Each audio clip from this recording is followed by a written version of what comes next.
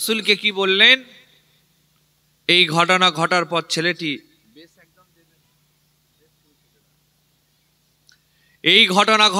থেকে ছেলেটি আল্লাহ রসুলের দরবারে আসে না, নবীর সামনে বসে না, নবীর বক্তব্য শোনে না। আল্লাহ নবী বলেন, সাহাবারা তোমরা একটু খোঁজ খবর নাও তো, আমার দরবারে কি ব্যাপার, আসছে না কেন? একটু টোনটা একটু বাড়ানে, কেন আসছে না আমার দরবারে? সাহাবারা সব খোঁজ খবর নিয়ে তালাশ করে হুজুরকে বলেন, হুজুর ও ছেলেটা না খুব অসুস্থ, খুব বিমার, শরীর খারাপে পড়ে গিয়েছে। ইয়া রাসূলুল্লাহ, এতটা শরীর খারাপে পড়েছে, সেই জন্য ওঠার মতো ক্ষমতা নাই, তাই আপনার দরবারে আসেনি। আল্লাহ নবী যখন শুনলেন ছেলেটার শরীর খারাপ, হুজুর উঠে দাঁড়ালেন আর বললেন, সাহাবারা চলো, আমি রাসূল করিম ওই যুবকটাকে একবার নিজের চোখে দেখতে চাই। সবাই মিলে বলবেন না? আল্লাহ রসুল যেই উঠে দাঁড়ালেন, আল্লাহ নবীর একজন সাহাবী যুবকটার জামা ধরেছেন, হুজুরের জামা ধরেছেন। হুজুর যাওয়া যাবে না। কেন? ও আপনাকে নবী বলে মানে না, ঈমান আনেনি, কলমা পড়েনি, ইসলাম গ্রহণ করেনি। ইয়া রাসূলুল্লাহ, আমরা আপনাকে যেতে দেব না। সাহাবারা, হুজুরকে যেতে দেবেন না। হুজুর বোঝাচ্ছেন, সাহাবারা তোমরা কি জানো নয়, আল্লাহ আমাকে মারার জন্য পাঠাননি, বদনা নেবার জন্য পাঠাননি, প্রতিশোধ নেবার জন্য পাঠাইনি। আল্লাহ আমাকে রাহমাতাল লিল আলামিন করে বানিয়েছেন। হুজুর বুঝিয়ে ওই ইহুদি যুবকটার বাড়িতে যাচ্ছেন। প্রশ্ন আপনাদের কাছে, আল্লাহ নবী যাকে দেখতে গেলেন, লোকটা মুসলিম না অমুসলিম? এটুকুনে কথা বলতে হবে। কি গো, মুসলিম না অমুসলিম? অমুসলিম লোককে হুজুর দেখতে যাচ্ছেন, এটা ইসলাম? আচ্ছা, সেই নবীর উম্মত অমুসলিম তো দূরের কথা, নিজের বাপের শরীর খারাপ খবর নেই, মায়ের শরীর খারাপ খবর নেই, চাচার শরীর খারাপ খবর নাই, চাচতো ভাইয়ের শরীর খারাপ খবর নাই, পাড়ার লোক, এলাকার লোক, গ্রামের লোকের শরীর খারাপ কোনো খবর নাই, আর শাশুড়ির শরীর খারাপ, মিষ্টির প্যাকেট, হ্যাঁ ভাত হাবি যাবি লিয়ে, আম্মাজান কেমন আছেন? আর আমার আব্বা বলছে 2 জান মার খাবে, নিজের মাকে বলছে বুড়ি, ওকে বলছে আম্মা জান। কি গো, এরকম ছেলে পুলে আছে না? নাই।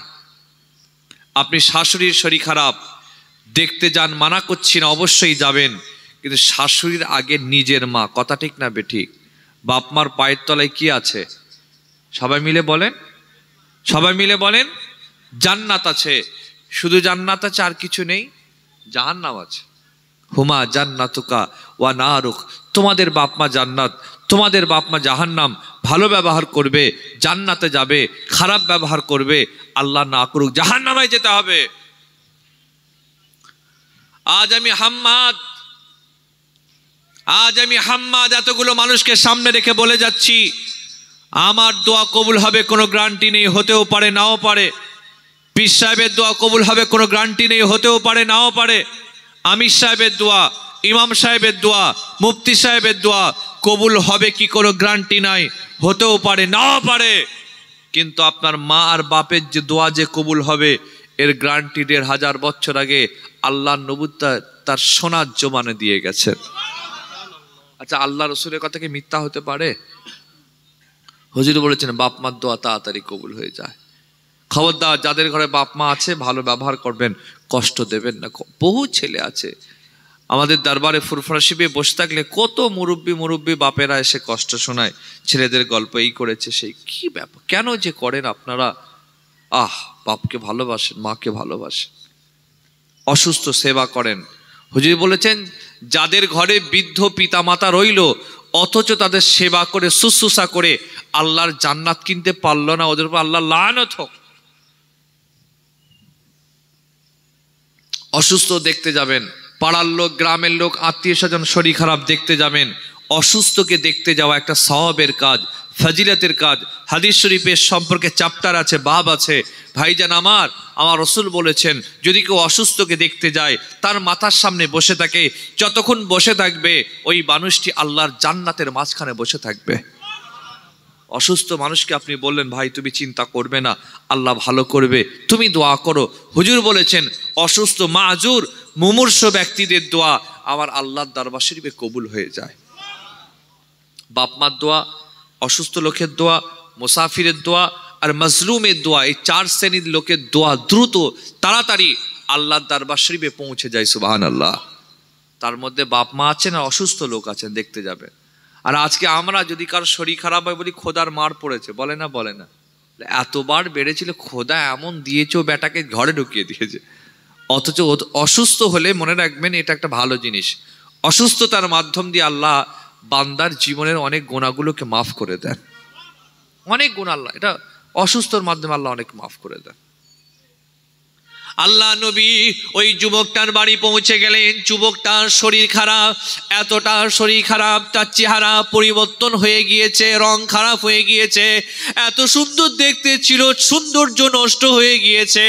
আল্লাহ নবীর মনটা খারাপ। আল্লাহ নবী যুবকটিকে দেখে দুটো চোখ দিয়ে মুহাব্বতের পানিটা গড়িয়ে যায়। আমার নবী যুবকটার মাথার দ্বারে বসে গিয়ে নিজের মুহাব্বতের হাত, ভালোবাসার হাত, প্রেমের হাত, দয়ার হাতটা বুলিয়ে বলেছিলেন, এ বাবা ছেলে, চিন্তা করবে না, পেরেশান হবে না, দুঃখ নেবে না, লা বাসা তুর ইনশাআল্লাহ, আমি নবী দোয়া করছি, ইনশাআল্লাহ তুমি ভালো হয়ে যাবে।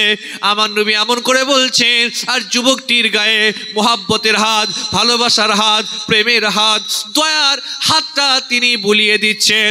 ওই যুবকটি আমার নবীর দোয়া পেয়ে, আমার নবীর ছোঁয়া পেয়ে, আমার নবীর মুহাব্বত পেয়ে, আমার নবীর ভালোবাসা পেয়ে চোখ দিয়ে পানিটা গড়িয়ে যায়। আমার রাসূল বলতে লাগলেন, এ বাবা ছেলে, তুমি প্রত্যেক দিন আমার দরবারে আসতে, আমার সামনে বসতে, আমার বক্তব্য শুনতে, কিন্তু না না না, কয়েকদিন তুমি আসো নাই। আমি খবর নিতে লাগলাম, কেন তুমি আমার দরবারে আসো নাই? খবর যখন পেয়ে গেলাম তুমি খুব অসুস্থ, বিমার, আমি নবী আর দেরি করলাম না, তোমার দিদারে চলে এলাম। বাবা তুমি চিন্তা করবে না, পেরেশান হবে না, দুঃখ নেবে না, আমি নবী বলছি ইনশাআল্লাহ তুমি ভালো হয়ে যাবে। ওই যুবকটি আমার নবীর দোয়া পেয়ে, আমার নবীর ছোঁয়া পেয়ে, আমার নবীর মুহাব্বত পেয়ে, আমার নবীর দয়া পেয়ে চোখ দিয়ে পানিটা গড়িয়ে যায়। কাঁদতে কাঁদতে নিজের বাপের দিকে তাকিয়ে তাকিয়ে বলে, ও আব্বা জান, অনুমতি দিন, পারমিশন দিন, আমার মন চায় এই মুহাম্মদকে আল্লাহর নবী বলে মানতে চায়। একটু জোরে শুনতে চায়। এতগুলো মানুষের মুখে আল্লাহর তাসবিহ আমার ঠিক দিলটা ভরছে না। আমি চাই আল্লাহকে খুশি করার জন্য একটু মহব্বতের সাথে একটা আওয়াজ করে বলুন না সুবহানাল্লাহ। আচ্ছা সত্যি কথা বলেন তো আপনারা, জলসা শেষ হয়ে যাবে, দোয়া হয়ে যাবে, তাবারুক নিয়ে যখন বাড়ির দিকে চলে যাবেন, তারপর থেকে গিয়ে আর সুবহানাল্লাহ বার হবে বলে মনে হয়? একটু হাঁ হু বলেন না। খিস্তি বেরোবে, গালাগালি বেরোবে, বিড়ি বেরোবে, কি মাইক ম্যান ঠিক বলছি তো? হ্যাঁ, তাবারুকের প্যাকেট যদি খুলে দেখে গোস্ত নেই, হাড়ে নেই, ডবল ডবল ডেঞ্জারাস খিস্তি বেরোবে। ব্যাটারা 500 টাকা চাঁদা দিয়েছে, আমি তো সহজ বাংলায় বলছি, হ্যাঁ 500 টাকা চাঁদা দিয়েছে, না হাড়ও দিল না, গোসও দিল না, কত কথা সব ভুলে যাবে।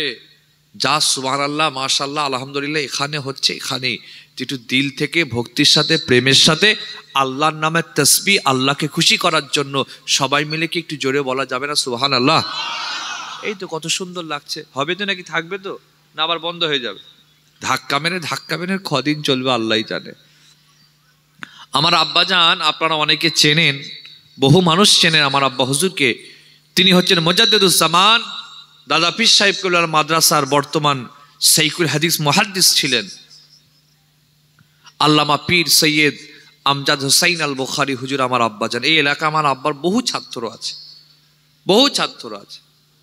তা আমার আব্বা হুজুর কেবলা ওয়াজ করতে করতে বলেন যে বাবা, এই যে তোমাদের এত ধাক্কা মারছে, এই সুবহানাল্লাহ বল, মাশাআল্লাহ বল, আলহামদুলিল্লাহ বল, এই তওবা পড়, কলমা পড়, দরুদ শরীফ পড়, এই যে ধাক্কা মেরে চালাচ্ছি, এরকম ধাক্কা যদি আল্লাহ জান্নাতে কিয়ামতের দিন দিয়ে দেয়, যা খামাখাই জ্বালাসনি, যা জান্নাতে চলে যা, এরকম ধাক্কা যদি দেয় ইনশাআল্লাহ আমাদের নসিবটা খুলে যাবে।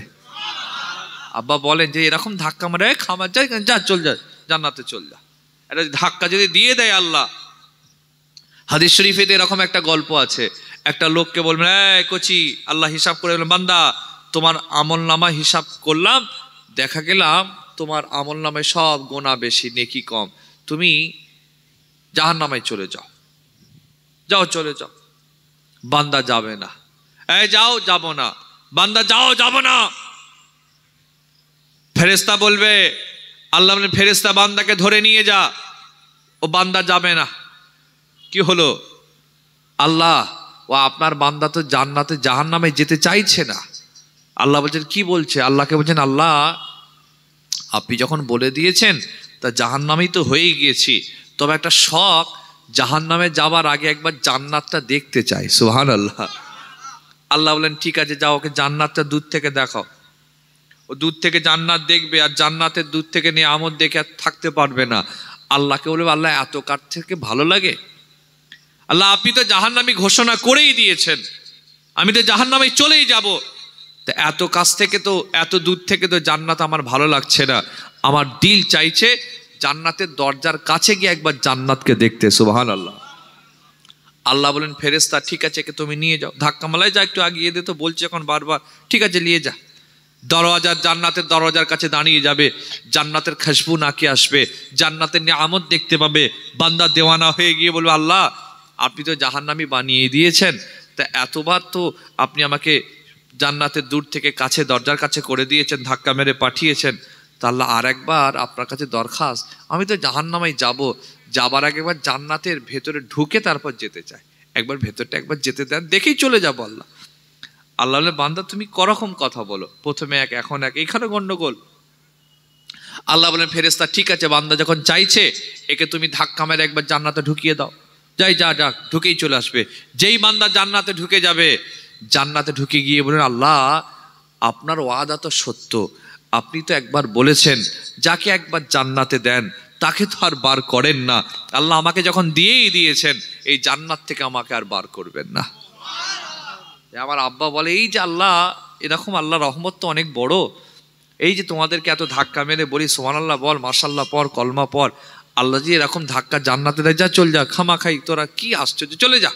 এরকম যদি আল্লাহ একবার বলে দেন, ইনশাআল্লাহ আমাদের নসিব খুলে যাবে, জান্নাতি হয়ে যাবে। সুবহানাল্লাহ। বাবাজি একটু জান্নাতের বাগানে বসেছেন, আল্লাহর নামে তাসবিহ, আল্লাহর মহব্বতে একটু জোরে জোরে বলা যাবে তো নাকি? ইনশাআল্লাহ। একবার তাকবীর দেন দেখি, না রে তাকবীর। টেম্পার তো ভালোই আছে, ভোট আছে নাকি সামনে?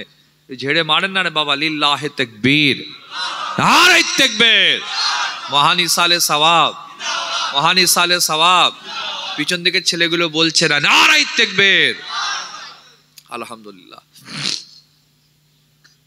হুজুর তাকে মহাব্বত দিচ্ছেন, ভালোবাসা। আমার বক্তব্য শুনবেন, আমি এক বিষয়ে ওয়াজ করি, এটা আমার অভ্যাস, প্র্যাকটিস, চেষ্টা করি এক বিষয়ে বক্তব্য রাখার। আজকে আমি ভূমিকা হিসাবে যেটা বিষয়বস্তু চুজ করেছি, হুজুরের মহব্বত, প্রেম, ভালোবাসা কেমন ছিল, সেই নবীর উম্মত আমাদের প্রেম, ভালোবাসা, মহব্বত দেখেন, এই উপরে কথা বলবো কিছু। হুজুর গেলেন অমুসলিমকে দেখতে, দোয়া করছেন, বাবা চিন্তা করিস না, ভালো হয়ে যাবে। ও বাপকে বলছে, আব্বা আমার মনটা চাইছে মোহাম্মদকে আল্লাহ রসুল বলে মানতে চাই। সুবহানাল্লাহ। শুধু একটু অনুমতি দেন। যুবকটির বাপ কোনো কথা সে বলে না, চুপ করে তিনি দাঁড়িয়ে রয়েছেন। আমার নবী যুবকটির গায়ে মোহাব্বতের হাত, ভালোবাসার হাত, প্রেমের হাত, দয়ার হাতটা তিনি বুলিয়ে দিয়ে বলেছিলেন, এ বাবা ছেলে চিন্তা করবে না, পেরেশান হবে না, লা বাসা তুহুরো ইনশাআল্লাহ, আমি নবী দোয়া করছি তুমি ভালো হয়ে যাবে। হুজুরের কথা বলে চলে আসছেন, বাবা আমি চলে যাচ্ছি, আবার আসবো, আবার দেখা হবে, আবার তোমার দিদারে আসবো, তবে তুমি কোনো চিন্তা করবে না। আমার নবী কথা বলে চলে আসবেন। যুবকটি আমার নবীর হাতটা সে ছাড়বে না। যুবকটি ওই সময় যুবকটির বাপ দেখে জিনিসটা দেখে বলেছিল, এ বেটা তুমি তোমার জীবনের শেষ পর্যায়ে পৌঁছে গিয়েছো, এখন তোমার মত কাছাকাছি, যা খুশি তাই করতে বলো। যুবকটি ওই সময় বলেছিলেন, ইয়া রাসূলুল্লাহ, ইয়া হাবিবাল্লাহ, বুঝতে পেরে গিয়েছি আপনি সত্য নবী, আপনি ন্যায় নবী, আপনি হক নবী। সত্য নবী না হলে এত দয়া, এত মায়া, এত মমতা থাকতো না। না না না, আর দেরি করলাম না, আমি আপনাকে আল্লাহর নবী বলে মানে নিলাম। মহব্বতের সাথে হবে না? ইয়া রাসূলুল্লাহ, হাতটা বাড়িয়েই তো দিয়েছি, আপনি আমাকে তওবা পড়ে, কলমা পড়ে ঈমানের মুসলমান বানিয়ে নেন। বলেন আপনারা, আল্লাহ নবী যাকে দেখতে গেলেন, লোকটা মুসলিম ছিল না অমুসলিম ছিল? সবাই তাড়াতাড়ি জোরে বলেন। হুজুরের ব্যবহার ইসলাম এনেছে, সেই নবীর উম্মত। আমাদের শুধু হিংসাই শেষ।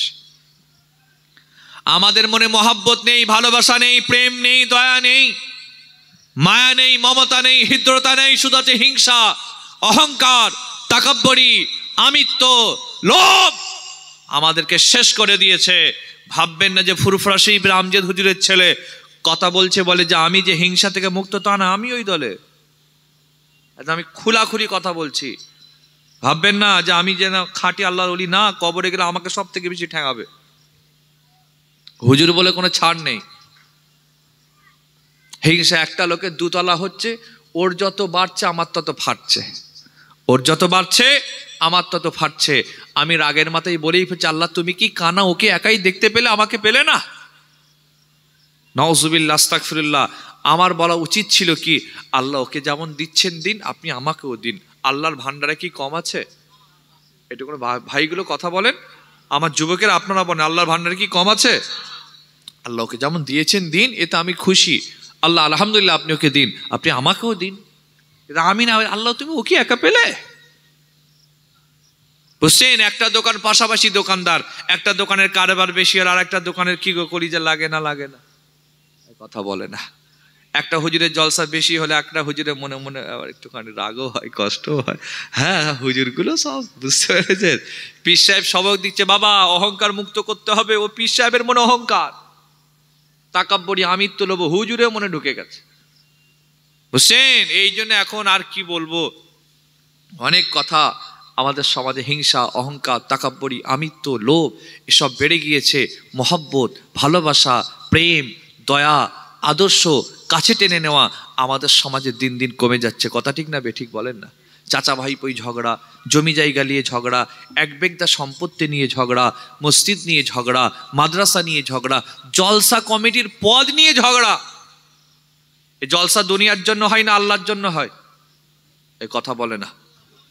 এ কি জেন্দা লোকের সামনে এরা কি, আপনারা কি কথা বলে প্র্যাকটিস নেই নাকি? আমার সাথে একটু কথা বলো। আগেই বলছি আমি একটু কথা বলে ওয়াজ করি, একটু আমার স্টাইলে একটুখানি আমাকে একটু কম্প্রোমাইজ করেন। হ্যাঁ, আমি এইভাবে একটু ওয়াজ করি, ভালো লাগে কথা বলতে। আপনাদের জিজ্ঞেস করছি বলে অসন্তুষ্ট হচ্ছে না তো? এই জলসা কার জন্য? আল্লাহর জন্য। তা আল্লাহর জন্য জলসা, আল্লাহর মহব্বতে জলসা।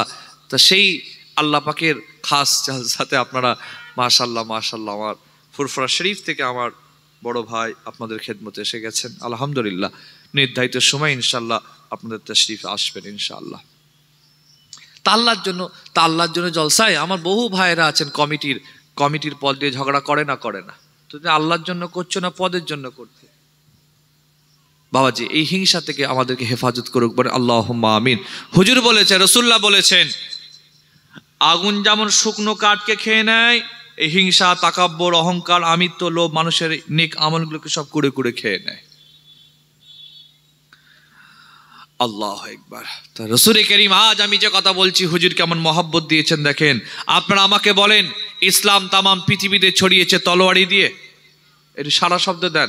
খুন খারাপি করে, মার্ডার করে, যুদ্ধ করে, জিহাদ করে না। ইসলাম তামাম পৃথিবীতে ছড়িয়েছে মহব্বত দিয়ে, ভালোবাসা দিয়ে, প্রেম দিয়ে, দয়া দিয়ে, মায়া দিয়ে, ক্ষমা দিয়ে, উদারতা দিয়ে আর ভালোবাসা দিয়ে ইসলাম তামাম পৃথিবীতে জিন্দা হয়ে গিয়েছে।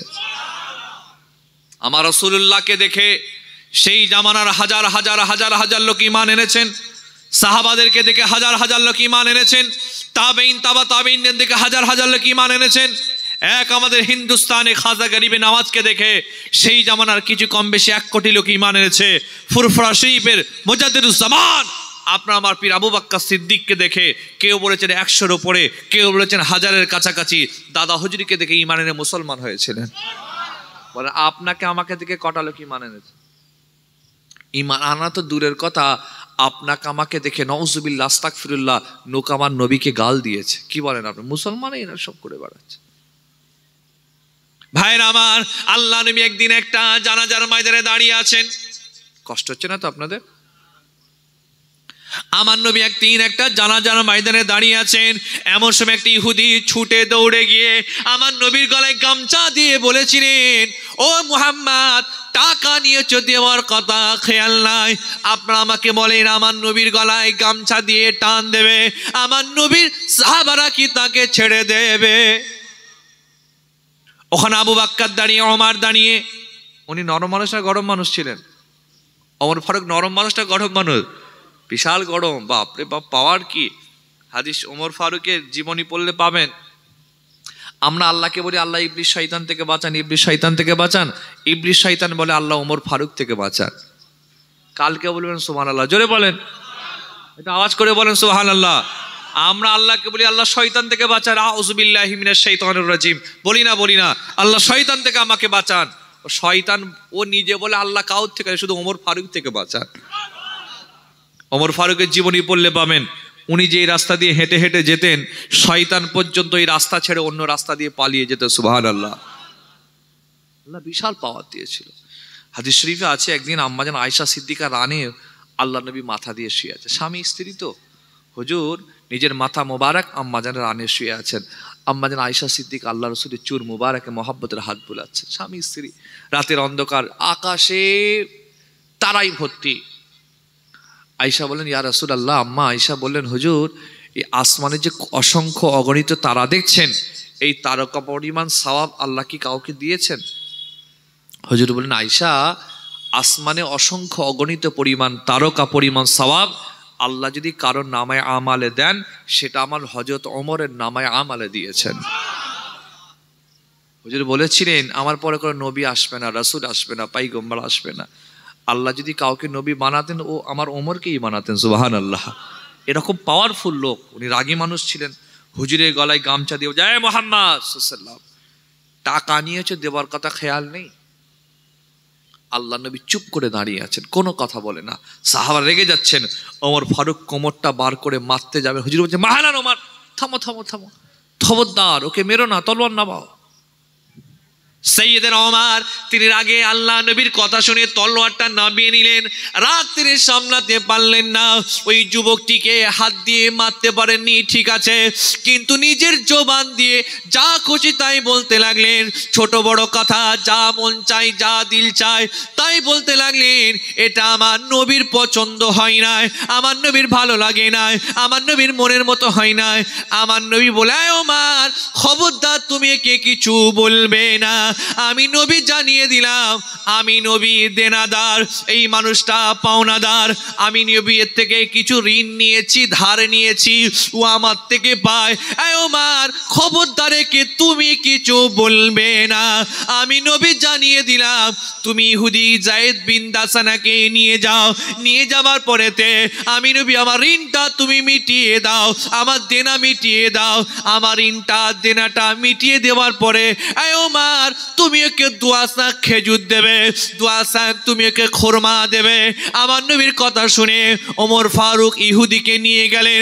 আল্লাহ নবী ঋণটা দেনাটা মিটিয়ে দেবার পরে দুয়াশা খেজুর যখন দিতে যাচ্ছেন, ইহুদি বলেন না ওমর এটা আমি নেব না, মুহাম্মাদের সাথে যতটা টাকার লেনদেনের চুক্তিতে যেটা ছিল সেটা পেয়েছি, বেশি আমি নেব না। ওমর বললেন না না নিতে হবে, এটা আমার নবী আমাকে বলে দিয়েছেন। ইহুদি বললেন না ওমর বেশি তো আমি নেব না। ওমর বললেন শোনো হুজুর আমাকে বলেছে, কেননা তুমি যখন আমার নবীর গলায় গিয়ে গামছা ধরলে আমার এত রাগ হলো, তলোয়ারটা নামিয়ে নিলাম, তলোয়ার তুলে মারতে গেলাম, আমার নবী নিষেধটা করলেন, তলোয়ার নামিয়ে নিলাম, কিন্তু রাগ আমি সামলাতে পারলাম না, তোমাকে যা ইচ্ছা যা মন চায় যা খুশি বলতে লাগলাম। এটা আমার নবীর ভালো লাগে না, আমার নবীর মনের মতো হয় না, আমার নবীর পছন্দ হয় না।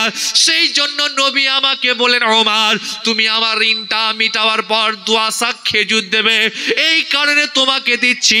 ওমরের কথা শুনে যুবকটার চোখ দিয়ে পানি গড়িয়ে যায়, কেঁদে কেঁদে বললেন এই ওমর তোমাকে সত্যি কথা বলি শোনো, মুহাম্মাদের সাথে আমার টাকার লেনদেনের চুক্তিতে যে সময়টা নির্ধারণ করা ছিল সেটা আসতে এখনো 3 দিন বাকি আছে। তার আগে মুহাম্মাদের গলায় গামছা ধরলাম। না না না, মুহাম্মদ কিছু বললো না, অথচ তুমি তার পক্ষ নিয়ে প্রতিবাদ করলো, এটাও তার পছন্দ হলো না। না না না, এমন নবী মিলবে না, এমন রসুল মিলবে না, এমন মুহাম্মদ আর পাওয়া যাবে না। এই ওমর, আমি মুহাম্মদকে আল্লাহর নবী বলে মেনে নিলাম। একটু মহব্বতের সাথে হবে না? তাকবীরের ধ্বনি হবে না? নারায়ে তাকবীর, নারায়ে তাকবীর। ওমর, মুহাম্মদ রাসূলের সাথে আমার, এটা বুখারীর হাদিস বলছি আমি, মুহাম্মদ রাসূলুল্লাহর সাথে আমার টাকার লেনদেনের যে সময়টা ছিল সেটা কদিন বাকি আছে, এখনো ডেট এক্সপায়ার হয়নি। তার আগে গামছা ধরলাম, কিছু বলল না, চুপ। অথচ তুমি তার পক্ষ নিয়ে প্রতিবাদ করলে, এটাও তার পছন্দ হলো না, উল্টে তোমাকে শাস্তি দিয়ে দিল। কত তার মনে দয়া, কত তার মনে দয়া, কত তার মনে মায়া, কত তার মনে মোহাব্বত, কত তার মনে ভালোবাসা। এই ওমর, আমি দেরি করলাম না, নিয়ে চলো, আমি এই মুহাম্মদকে আল্লাহ রসুল বলে মানতে চাই। সুবহানাল্লাহ।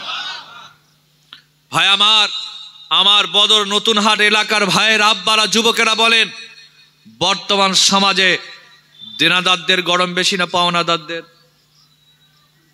আমার আগেই বলেছি আমি একটু কথা বলে বলে ওয়াজ করি, বাস্তব কথা বলছি বলে রাগ করছেন নাকি? বলেন, দেনাদারদের গরম বেশি না পাওনাদারদের? আপনার আবার বাজারের এলাকার লোক টাকা চাইতে গেলে বলবে আমি কি পালাচ্ছি? কি গো, যারা ধার টার দেয় দোকানে, টাকা আবার হাল খাতা করে, কেন যা কিছু এসে যায়, চাইতে গেলেই বলবে আমি কি পালাচ্ছি? অত টাকা দা কিসের, আমি তো বেঁচে আছি, পাবি এখন। হ্যাঁ, এমন আপনাকে বলবে যেন আপনি নিজের টাকা নয়, ওর টাকা চাইতে গেছে। কি ঠিক না বে ঠিক? অথচ ইসলাম বলেছে, রসুল বলেছেন যে শ্রমিকদের গায়ের ঘাম শুকাবার পূর্বে পারিশ্রমিকের মূল্য তোমরা মিটিয়ে দাও। সুবহানাল্লাহ। আমাদের সমাজে বহু লোক আছে, হাটে খাটিয়ে, মাঠে খাটিয়ে, দোকানে খাটিয়ে, ফ্যাক্টরিতে খাটিয়ে, বাজারে খাটিয়ে, জমিতে খাটিয়ে টাকা ঝেড়ে সাফ করে দিচ্ছে। এরকম সব লোকজন আছে না? নয়। কত হাজি সাহেব টাকা ঝেড়ে নেয়, আমার নিজের চোখে দেখা। এই সরি, নিজের চোখে নয়, আমি একটা জলসায় গিয়েছিলাম, নিজে কানে চোখে দেখেছি, কানে শুনেছি। একজন হাজি সাহেব হজে যাবার আগে একটা দোয়ার মাহফিল করেছেন। আমাদের আপনাদের দিকে হয় হাজিখানা বলে, হয় নাকি? এই দিকে অনেকে দোয়া যাবার আগে করে, অনেকে হজে যাবার আগে করে, হজ থেকে ফিরে এসে করে। তো উনি হজে যাবার আগে বাড়িতে একটা দোয়ার মাহফিল করেছেন। আব্বা হুজুরকে কাছে দাওয়াত করতে এসেছেন। আব্বা যেন হলো না, তাহলে ওরাই বললো, তাহলে হুজুর যখন আপনার হচ্ছে না, আপনার বড় ছেলে বড় ভাইজানকে একটু করে দেন। আব্বা আমাকে ডেকে বললেন, কচি তুমি এটা একটু লিখে নাও, যাবে একটু দোয়া করে আসবে। তা আমি গেলাম, গিয়ে হজের সম্পর্কে, মক্কা মদিনার সম্পর্কে কিছু কথাবার্তা বলে দোয়া চেয়ে একটু মেহমানদারি করে চলে আসছি। রাস্তায় কিছু ছেলে দাঁড় করি, যে ভাইজান দাঁড়ান। কি হলো রে বাবা, কি খবর? যে ভাইজান, এই যে হাজি সাহেবের জন্য আপনি দোয়া চেয়ে এলেন, ও বেটা আমাদের টাকা ঝেড়ে হজে যাচ্ছে। তার মানে বুঝে ওর কাছে কাজ করতাম, ওনার কাছে কাজ করতাম, টাকা দিচ্ছি, দেব, ঠিক আছে, পেয়ে যাবি, হয়ে যাবে, টেনশন নেই। আর শেষের দিকে বলতো, শোন, তোদের কাছে টাকা দিলে তো খরচা করে ফেলবি, আমার কাছে রাখা মানে মনে কর ব্যাংকে রাখা আছে, মানে আমার কাছে ব্যাংকে তো সেই রাখা থাকলে যেমন থাকে, আমার কাছে রাখা মানে ব্যাংকে রাখা আছে, কোনো টেনশন নেই, চলে যা। এই করে ভাইজান লাস্ট যখন গেলাম চাইতে, সামান্য কিছু দিয়ে খাতাপত্র বার করে এদিক সেদিক করে বলল সব ক্লিয়ার হয়ে গেছে, ও আমাদের টাকা ঝেড়ে হজ যাচ্ছে। এখন আর তুমি বলে কি হবে, যাবার আগে বলতে পারতে, যা বলার বলে আসতাম। ভাই মাইকে বলতাম, নাহলে পার্সোনাল ডেকে বলতাম, হাজি সাহেব আপনার নামে এরকম কমপ্লেন কানে এসেছে, ব্যাপারটা একটু দেখে নেন। তো খারাপ জিনিস এটা, এখন আর বলে কি, আগে বলতে পারতে। তো এরকম বাবাজি বহু লোক আছেন আমাদের সমাজে, দোকানে খাটিয়ে, বাজারে খাটিয়ে, কি এরকম আছে না? নয়, পুরো ঝেড়ে সাপ। চাইতে গেলে আবার অনেকে পালিয়ে যায়। হুজুর দেখেন, ইসলামে দেখেন পাওনাদারদের গরম বেশি। হুজুর গলায় গামছা দিয়ে চুপ, হুজুর একটা কথা বললেন না। ইসলাম এটাই শিক্ষা দিয়েছে। আজ আমাদের সমাজ ব্যবস্থায় এমন দাঁড়িয়ে গেছে, রাগ করবেন না আমার কথাই, হুজুর বলেছেন লা ঈমান আলিমান লা আমানাতাল্লাহু, লা দীন আলিমান লা হাদালাহু, লা ঈমান আলিমান লা আমানাতাল্লাহু। যারা আমানতের খেয়ানত করে, আমানত আদায় করে না, কথা দিয়ে কথা, হুজুর বলেছেন আমানাতের পায়রাবি করে না, আমানাত আদায় করে না, আমানাতের হেফাজত করে না। হুজুর বলেছেন ঈমান নাই। লা দীন লিমান লা আহাদ লাহু, যারা ওয়াদা করে ওয়াদা পূরণ করে না, কথা দিয়ে কথা রাখে না, জবান দিয়ে জবান রাখে না, হুজুর বলেছেন ওদের দিন নাই। এটা সহিহ হাদিস, বুখারী হাদিস একদম। আল্লাহ রসুল যখন মক্কা শরীফ থেকে মদিনাতে আসছিলেন, রাতের বেলা আলীকে দেখেন, আলী এদিকে এসো। হযরত আলী এলেন। আলী, মক্কার মানুষ আমাকে নবী বলে মানল না সকলে, কিন্তু ওরা আমাকে আল আমিন বলে মেনেছে। সুবহানাল্লাহ। বিশ্বাস করে টাকা পয়সা সোনা সব রেখে গেছে। আলী, এটা অমুকের, এটা তার, এটা তার, এটা সাত, তুমি, আমি চলে যাচ্ছি রাতের বেলা, তুমি সকালবেলা এগুলো তাদের বাড়ি বাড়ি পৌঁছে দেবে। এটা মহাব্বতের সাথে হবে না? আমি আপনি হলে তো এক দেশ ছেড়ে যখন আর এক দেশে পালাচ্ছে, টাকা নিয়ে ঝেড়ে পালা, কে খুঁজে পাবে না আমাকে? কি বলেন আপনারা? আজ আমাদের সমাজে সত্যি কথা বলেন, আপনারা হক কথা বলেন, আজ আমাদের সমাজে যতদিন যাচ্ছে মসজিদ বেড়েছে না কমেছে? যুবকেরা কথা বলেন, বেড়েছে না কমেছে? মাদ্রাসা বেড়েছে না কমেছে? জলসা বেড়েছে না কমেছে? ঈদগাহ বেড়েছে না কমেছে? খানকা বেড়েছে না কমেছে? পীর সাহেব, পীরজাদা, হুজুর, মৌলী সাহেব, ইমাম সাহেব, ভাইজান, এসব আমাদের সমাজে বেড়েছে না কমেছে? ঘুরিয়ে বলেন তো, হারামখোর বেড়েছে না কমেছে? কি গো, আমি শুনতে পাইনি গো, একটু হক কথা বলেন না। হারামখোর বেড়েছে না কমেছে? মাতাল, সুদখোর, ঘুষখোর, তাড়িখোর, গেঁজাখোর আমাদের সমাজে বেড়েছে না কমেছে? আর লটারির টিকিট কাটার লোক, ওটা মনে কমে গেল নাকি? ওটা হালাল না হারাম? বিসমিল্লাহ বলে কাটলে হবে না? কি হবে না? আল্লাহর নামে কেটে দেখি, যদি একবার 1 কোটি লেগে যায়, এই জলসা তো আমি একাই দিয়ে দেবো, হবে না? আস্তাগফিরুল্লাহ, আস্তাগফিরুল্লাহ, কি সমাজ এসে গেল। হ্যাঁ, ফুরফুরাই গিয়ে আবার লটারির টিকিট কাটছে কিছু কিছু ছেলেরা। ফুরফুরাতে লটারির টিকিটের দোকান আছে, অমুসলিমরা করেছে, অনেকে কাটে। ভারতবর্ষ তার কারো হাতে নেই, যে যা খুশি করতে পারে, সংবিধান পারমিশন দিয়ে, আইন দিয়ে।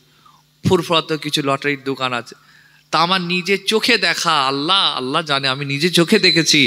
হ্যাঁ, একদিন, এই কদিন আগে, 1 সপ্তাহ 10 দিনের কথা বলছি, একটা কমিটি আমাকে দাওয়াত করতে এসেছে।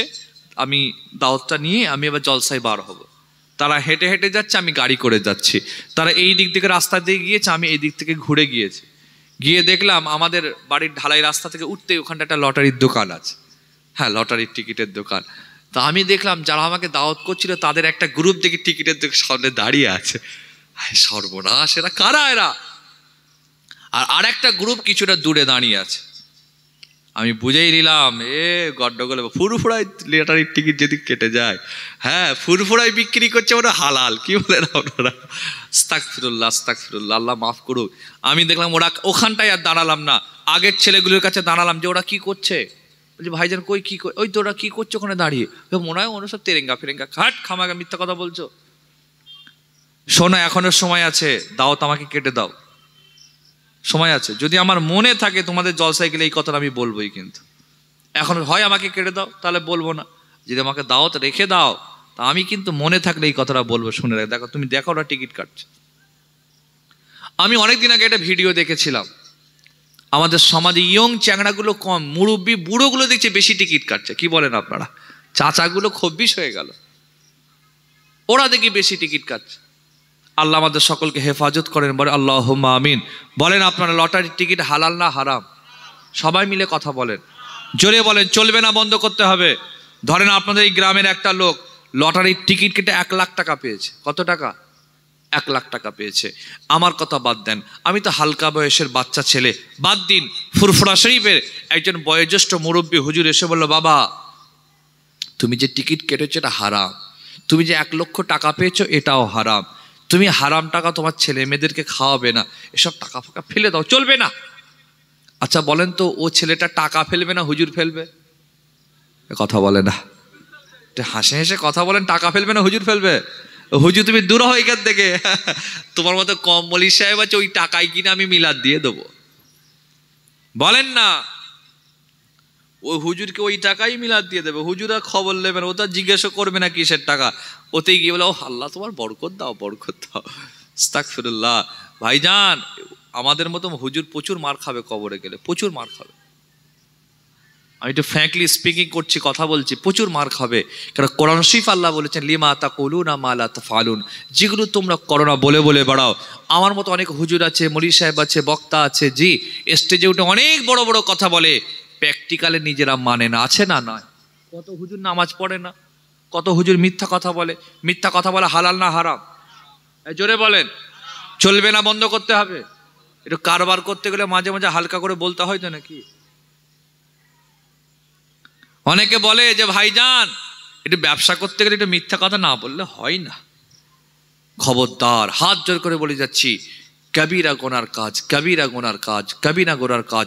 আমার রসুল জীবনে কোশ্চিন কালে একটি মুহূর্তের জন্য, একটি সেকেন্ডের জন্য, একটি সেকেন্ডের জন্য আমার নবী কোনোদিন মিথ্যা কথা বলেন নাই। সেই নবীর উম্মত মিথ্যা কথা বলবো? আপনাদেরকে একটা প্রশ্ন আমি শুনিয়ে দিয়ে যাই, যেটা আমাকে সবসময় ভাবায়। আমি ভাবি, যখন আমার মনে পড়ে চোখ দিয়ে পানি গড়ায়, কালকে কিয়ামতের দিন যদি রসুল আমাকে বলেন বা আপনাকে বলেন যে কচি বাবা, কি নাম ধরে বললো, হাম্মাদ, আমি জীবন দিয়ে রক্ত দিয়ে দাঁত শহীদ করে, আমার সাহাবারা জীবন দিয়ে রক্ত দিয়ে শহীদ হয়ে একটা ইসলাম তোমাদের কাছে রেখে গেল, সেই ইসলামের কি করেছো তুমি? ইসলামের জন্য তুমি কি করেছো? এই প্রশ্নটা যখন আমার মনে পড়ে, বিশ্বাস করেন আমার চোখ দিয়ে পানি আসে, খুব কষ্ট। হুজুরকে কি জবাব দেবো? ভাবেন আপনারা কি জবাব দেবেন? হযরত ওমর ফারুক যুবক তার হাতটা ধরে আমার নবীর সামনে দাঁড় করিয়ে দেন। আমার নবী মুচকি হেসে বলেন, বাবা তুমি কি তোমার পাওনাটা পেয়ে গিয়েছো? তুমি কি তোমার দেনাটা সব মিটে গিয়েছে? হুজুর এই ব্যবহার, আখলাক, আদর্শ, হুজুর হাসিটা দেখে চোখটা দিয়ে পানিটা গড়িয়ে যায়। আমার নবীর কাছে গিয়ে বলেছিলেন, ইয়া রাসূলুল্লাহ, ইয়া হাবিবাল্লাহ, ও আল্লাহর নবী, বুঝতে পেরে গিয়েছি আপনার মনে এত দয়া, আপনার মনে কত মায়া, আপনার মনে কত দয়া। সত্য নবী না হলে এত দয়া, এত মায়া, এত মমতা, এত মুহাব্বত থাকতো না। না না ইয়া রাসূলুল্লাহ, ইয়া হাবিবাল্লাহ, আর দেরি করলাম না, হাতটা বাড়িয়ে দিলাম, আমি আপনাকে আল্লাহর নবী বলে মেনে নিলাম। আমার নবী হাতটা বাড়িয়ে দিলেন। যুবকটির হাতে হাত দিয়ে তওবা পড়ে, কলমা পড়ে মুসলমানটা তিনি হয়ে যান। একটু জোরে বলবেন না? আমার দিল ভরছে না আল্লাহকে খুশি করার জন্য। একটু জোরে হবে না সুবহানাল্লাহ? সুবহানাল্লাহ বলে লাভ আছে না লস আছে বলেন তো? 1 নম্বর লাভ 10টা নেকি হয়, 2 নম্বর লাভ 10টা ছোট গুনাহ, সাগীরা গুনাহ আল্লাহ মাফ করে দেয়। এই যারা প্যান্ডেলে আছেন, বাইরে কথা বলছি না, ওদেরকে শয়তান ধরে রেখেছে। বাইরে রাস্তায় কিছু লোকজন আছে না নাই, ওদেরকে ইবলিস শয়তান ধরেছে। যাসনি, চা খা, পাঁপড় খা, ফুচকা খা, গুটকা খা, সিগারেট খা, পাবজি খেল, ফ্রি ফায়ার খেল, চ্যাটিং কর, এখন যাবার দরকার নাই। ফুরফুরা শিব আমজদ হুজুরের ছেলে এসেছে, এত তাড়াতাড়ি ছাড়বে না, এরপর আবার ভাইজান আসবেন, এখনো চলবে, এখন যাবার দরকার নেই। যখন ইয়া নবী করবে ঠেলে উঠবে। এমন কিছু খদ্দের আছে না নয়? কিন্তু আল্লাহর শুকর, আপনারা শয়তানের গালে চড় মেরে দুনিয়ার জান্নাতে বসে গেছেন। এখানে বসার কারণে বিশ্বাস করুন, নেকিও যেমন হচ্ছে, সওয়াবও যেমন হচ্ছে, পাশাপাশি আল্লাহ অনেক গুনাহগুলোকে মাফও করে দিচ্ছেন। আমি দোয়া চাইছি, মুসাফির মানুষ, আমি দোয়া চাইছি আল্লাহর কাছে, আল্লাহ আমার বাপেরা, আমার ভাইয়েরা, আমার যুবকেরা, আমার মা বোনেরা, আমরা যেমন দুনিয়ার জান্নাতে একসাথে বসেছি, আল্লাহ আপনি আমাদেরকে পরকালের জান্নাতে একসাথে বসিয়ে দেবেন। বলেন আল্লাহুম্মা আমিন। কি আমরা আল্লাহর জান্নাতে একসাথে থাকতে চাই না? চাই না? বলেন না ইনশাআল্লাহ। জান্নাতে সবাই থাকতে চায়, একটা কাজ করতে হবে। আল্লাহ কোরআনে বলেছেন, ফাদখুলি ইবাদি আদখুলি জান্নাতি, বান্দা তোরা আমার ইবাদতে প্রবেশ কর, আমি তোদের জান্নাতে প্রবেশ করিয়ে দেবো। ব্যাস, সিম্পল কাজ তো। বাবাজি হারাম কাজ করবেন না। আমার আব্বাজান একটা কথা প্রায় বলেন, নামাজ পড়তে পারো না কিছুক্ষণের জন্য, ঠিক আছে, কিছুক্ষণের জন্য। রোজা রাখতে পারছো না কিছুক্ষণের জন্য, ঠিক আছে, কিন্তু বাবাজি হারাম করবে না। বলে ইনশাআল্লাহ। মদ খাবেন না, সুদ খাবেন না, ঘুষ খাবেন না, এলআইসি, সমিতি, জীবন বীমা, বন্ধন, গ্রুপ লোন, আরো যত হারাম হারাম কাজ আছে বাবাজি এগুলো করবেন না। বলে ইনশাআল্লাহ। আল্লাহ যেন আপনাকেও হেফাজত করেন, আমাকেও হেফাজত করেন। বলে আল্লাহুম্মা আমিন। গুনাহ আমাদের সমাজে খুব বেড়ে যাচ্ছে, প্রচুর গুনাহ বেড়ে যাচ্ছে। এই জন্য আল্লাহ নবী বলেছেন একটা সময় আসবে মসজিদ ভর্তি মুসল্লি থাকবে, সব জাহান্নামায় যাবে। শুনছেন, হুজুর বলেছেন সেই জামানা এসে গেছে, মসজিদ ভর্তি মুসল্লি সব জাহান্নামায় যাবে। চলেন আর একটা হাদিস মনে পড়ছে, আমার অত অসুবিধা হচ্ছে না তো আপনাদের? আর একটা হাদিস মনে পড়ছে, একবার দরুদ শরীফ আল্লাহুম্মা সাল্লি আলা।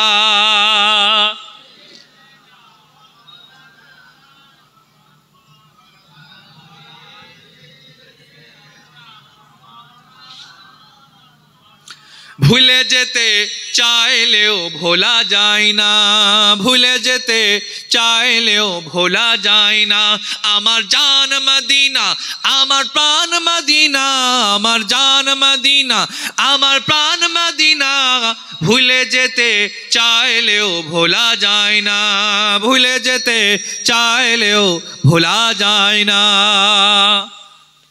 মদিনার স্মৃতিগুলি ভাবি বারে বার, মদিনার স্মৃতিগুলি ভাবি বারে বার, কবে আমি দেখা পাবো রওজা তোমার। প্রিয় নবীর প্রেমে আমি হলাম দিওয়ানা, প্রিয় নবীর প্রেমে আমি হলাম দিওয়ানা, ভুলে যেতে চাইলেও ভোলা যায় না, ভুলে যেতে চাইলেও ভোলা যায় না, আমার জান মদিনা, আমার প্রাণ মদিনা, আমার জান মদিনা, আমার প্রাণ মদিনা, ভুলে যেতে চাইলেও ভোলা যায় না।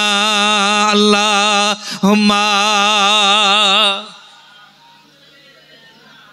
মাশাআল্লাহ মাশাআল্লাহ মাশাআল্লাহ, আওয়াজ করে করে ওয়ালা আলে।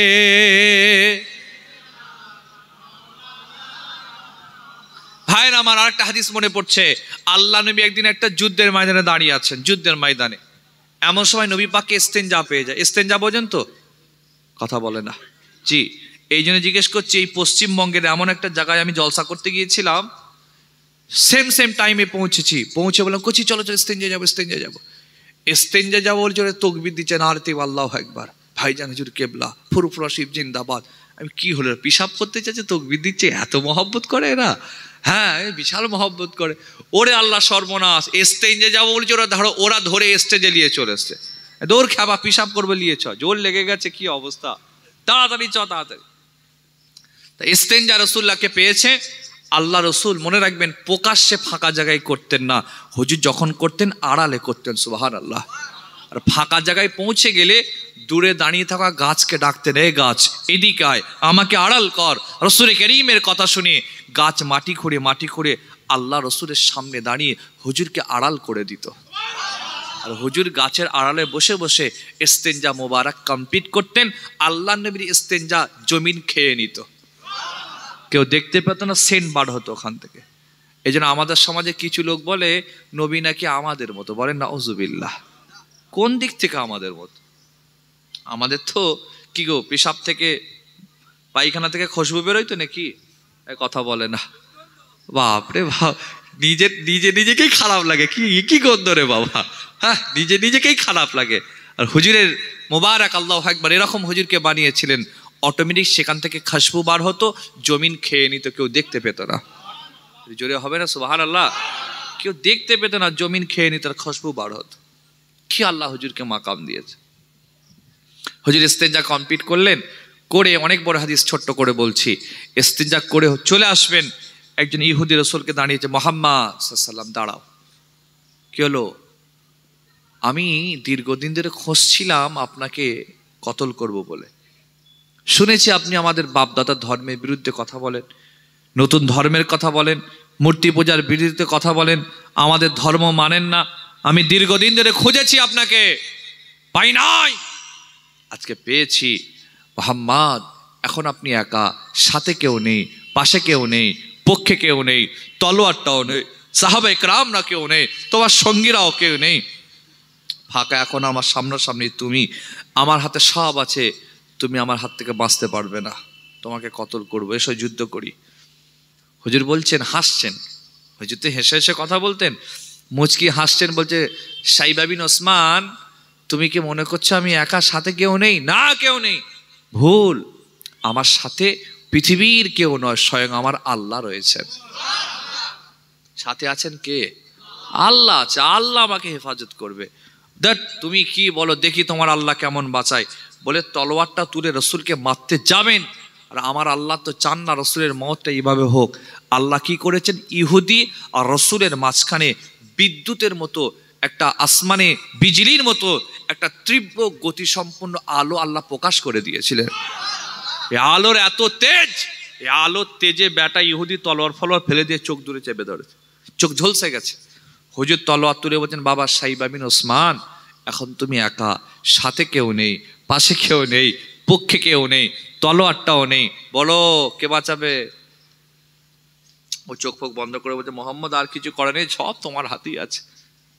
বলেন আপনারা, প্রশ্ন আপনাদের কাছে, এই রাস্তা আপনাদের রাতের বেলা একটু যত রাত হয় ফাঁকা, আমি তো এসেছি দেখেছি ফাঁকা, তাহলে রাস্তা দিয়ে আপনি ঘরে আসছেন, আপনাকে ধরলো, ধরে আপনাকে মারতে যাবে, কষ্ট দেবে, আঘাত দেবে, মারতে যাবে এমন সময় সেই মানুষটা সুযোগ হাতছাড়া করে ফেলেছে, ঘুরিয়ে আপনি সুযোগ পেয়েছেন, কি করবেন?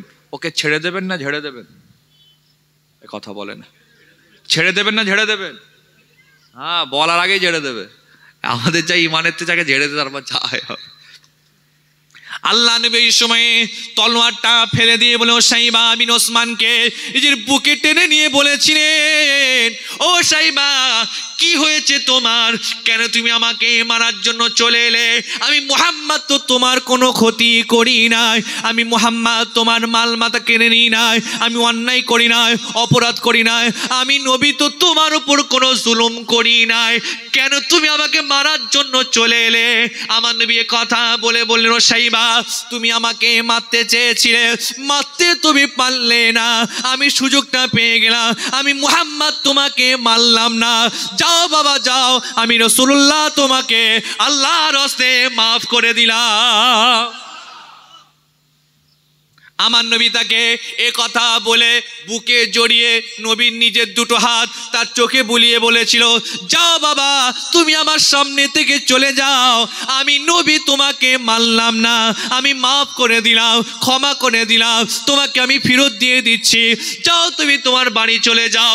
কেতাবে রয়েছে ওই যুবকটি কিছুটা দূর গিয়েছে, গিয়ে আবার ঘুরে আল্লাহ নবীর সামনে এতে দাঁড়িয়ে যায়, দুটো চোখ দিয়ে তার পানিটা গড়িয়ে যায়। হুজুর বলেন, বাবা কেন তুমি কাঁদো, কি হয়েছে তোমার, কেন তোমার চোখটা দিয়ে পানি গড়িয়ে যায়? সাইবা বিন ওসমান বলেছিলেন, ইয়া রাসূলুল্লাহ, ইয়া হাবিবাল্লাহ, মক্কার লোক আপনার নামে কত না বাজে বাজে বাজে কথা বলেছিল, ইয়া রাসূলুল্লাহ, মক্কার লোক আপনাকে হুজুরকে পাগল বলেছিল, ভণ্ড বলেছিল, মিথ্যুক বলেছিল, কাযযাব বলেছিল, ইয়া রাসূলুল্লাহ, মক্কার লোক আপনার নামে কত বাজে বাজে বাজে কথা বলেছিল, সেই মক্কার লোকের কথা শুনে আমি এই কাজটা করেছিলাম, কিন্তু ইয়া রাসূলুল্লাহ এখন বুঝতে পেরে গিয়েছি মক্কার লোক হলো মিথ্যা, আপনি হলেন সত্য, না না না আর দেরি করলাম না, আমি আপনাকে এখানে দাঁড়িয়ে দাঁড়িয়ে দাঁড়িয়ে আল্লাহর নবী বলে মেনে নিলাম। মহব্বতের সাথে হবে না? এতগুলো মানুষ আছেন, দিল খুলে হবে না? ইয়া রাসূলুল্লাহ, মক্কার মানুষ সব মিথ্যা কথা আপনার নামে বাজে বাজে বলেছে, মিথ্যুক বলেছে, কাযযাব বলেছে, ভণ্ড বলেছে, জাদুকর বলেছে, থুতু দিয়েছে, ঢিলা দিয়েছে, ঢিল মেরেছে, পাথর দিয়েছে, ইয়া রাসূলুল্লাহ মক্কার লোক সব মিথ্যা, আপনি হলেন সত্য। হুজুর বুঝতে পেরে গিয়েছি, ইয়া রাসূলুল্লাহ আর দেরি করলাম না, হাতটা বাড়িয়ে দিলাম, আপনি আমাকে তওবা পড়ে কলমা পড়ে ঈমান আনিয়ে মুসলমান বানিয়ে দেন। মুসলমান হয়ে গেল। হুজুর বলেন, বাবা যাও তুমি বাড়ি চলে যাও, চলে যাও চলে যাও। যুবকটি যাবে না, না হুজুর যাবো। কেন যাও? ইয়া রাসূলুল্লাহ বাড়ি যাব না। ওই সময় ওই যুবকটি রাসূলুল্লাহর সামনে দাঁড়িয়ে কি বলেছিল জানেন? ইয়া রাসূলুল্লাহ, হাবিবাল্লাহ, কিছুক্ষণ আগে আমার চোখে পৃথিবীর বুকে সব থেকে খারাপ লোক, বাজে লোক ছিলেন আপনি।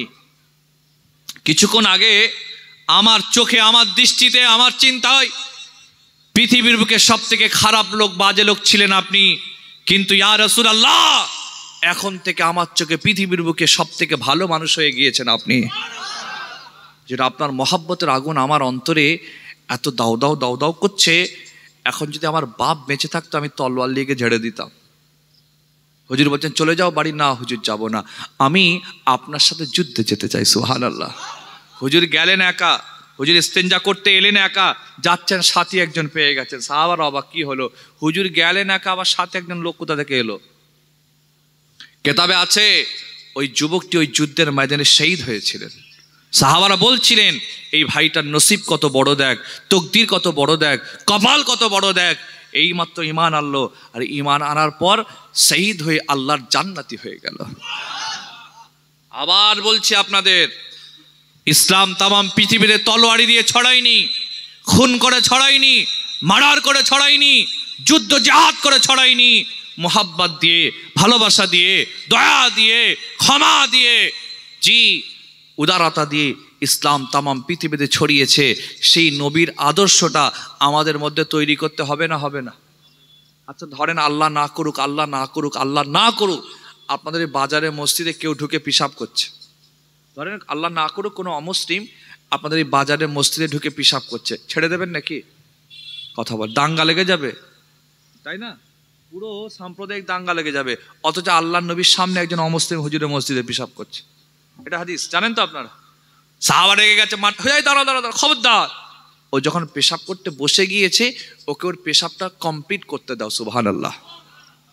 পেশাব হয়ে গেল কমপ্লিট, যে সাহাবারা রেগে গেলেন হুজুর তাদেরকে বলেন যাও তোমরা ওই পেশাবটা পরিষ্কার করে, মসজিদটা পরিষ্কার করে দাও, আর ওকে আমার সামনে ডেকে দাও।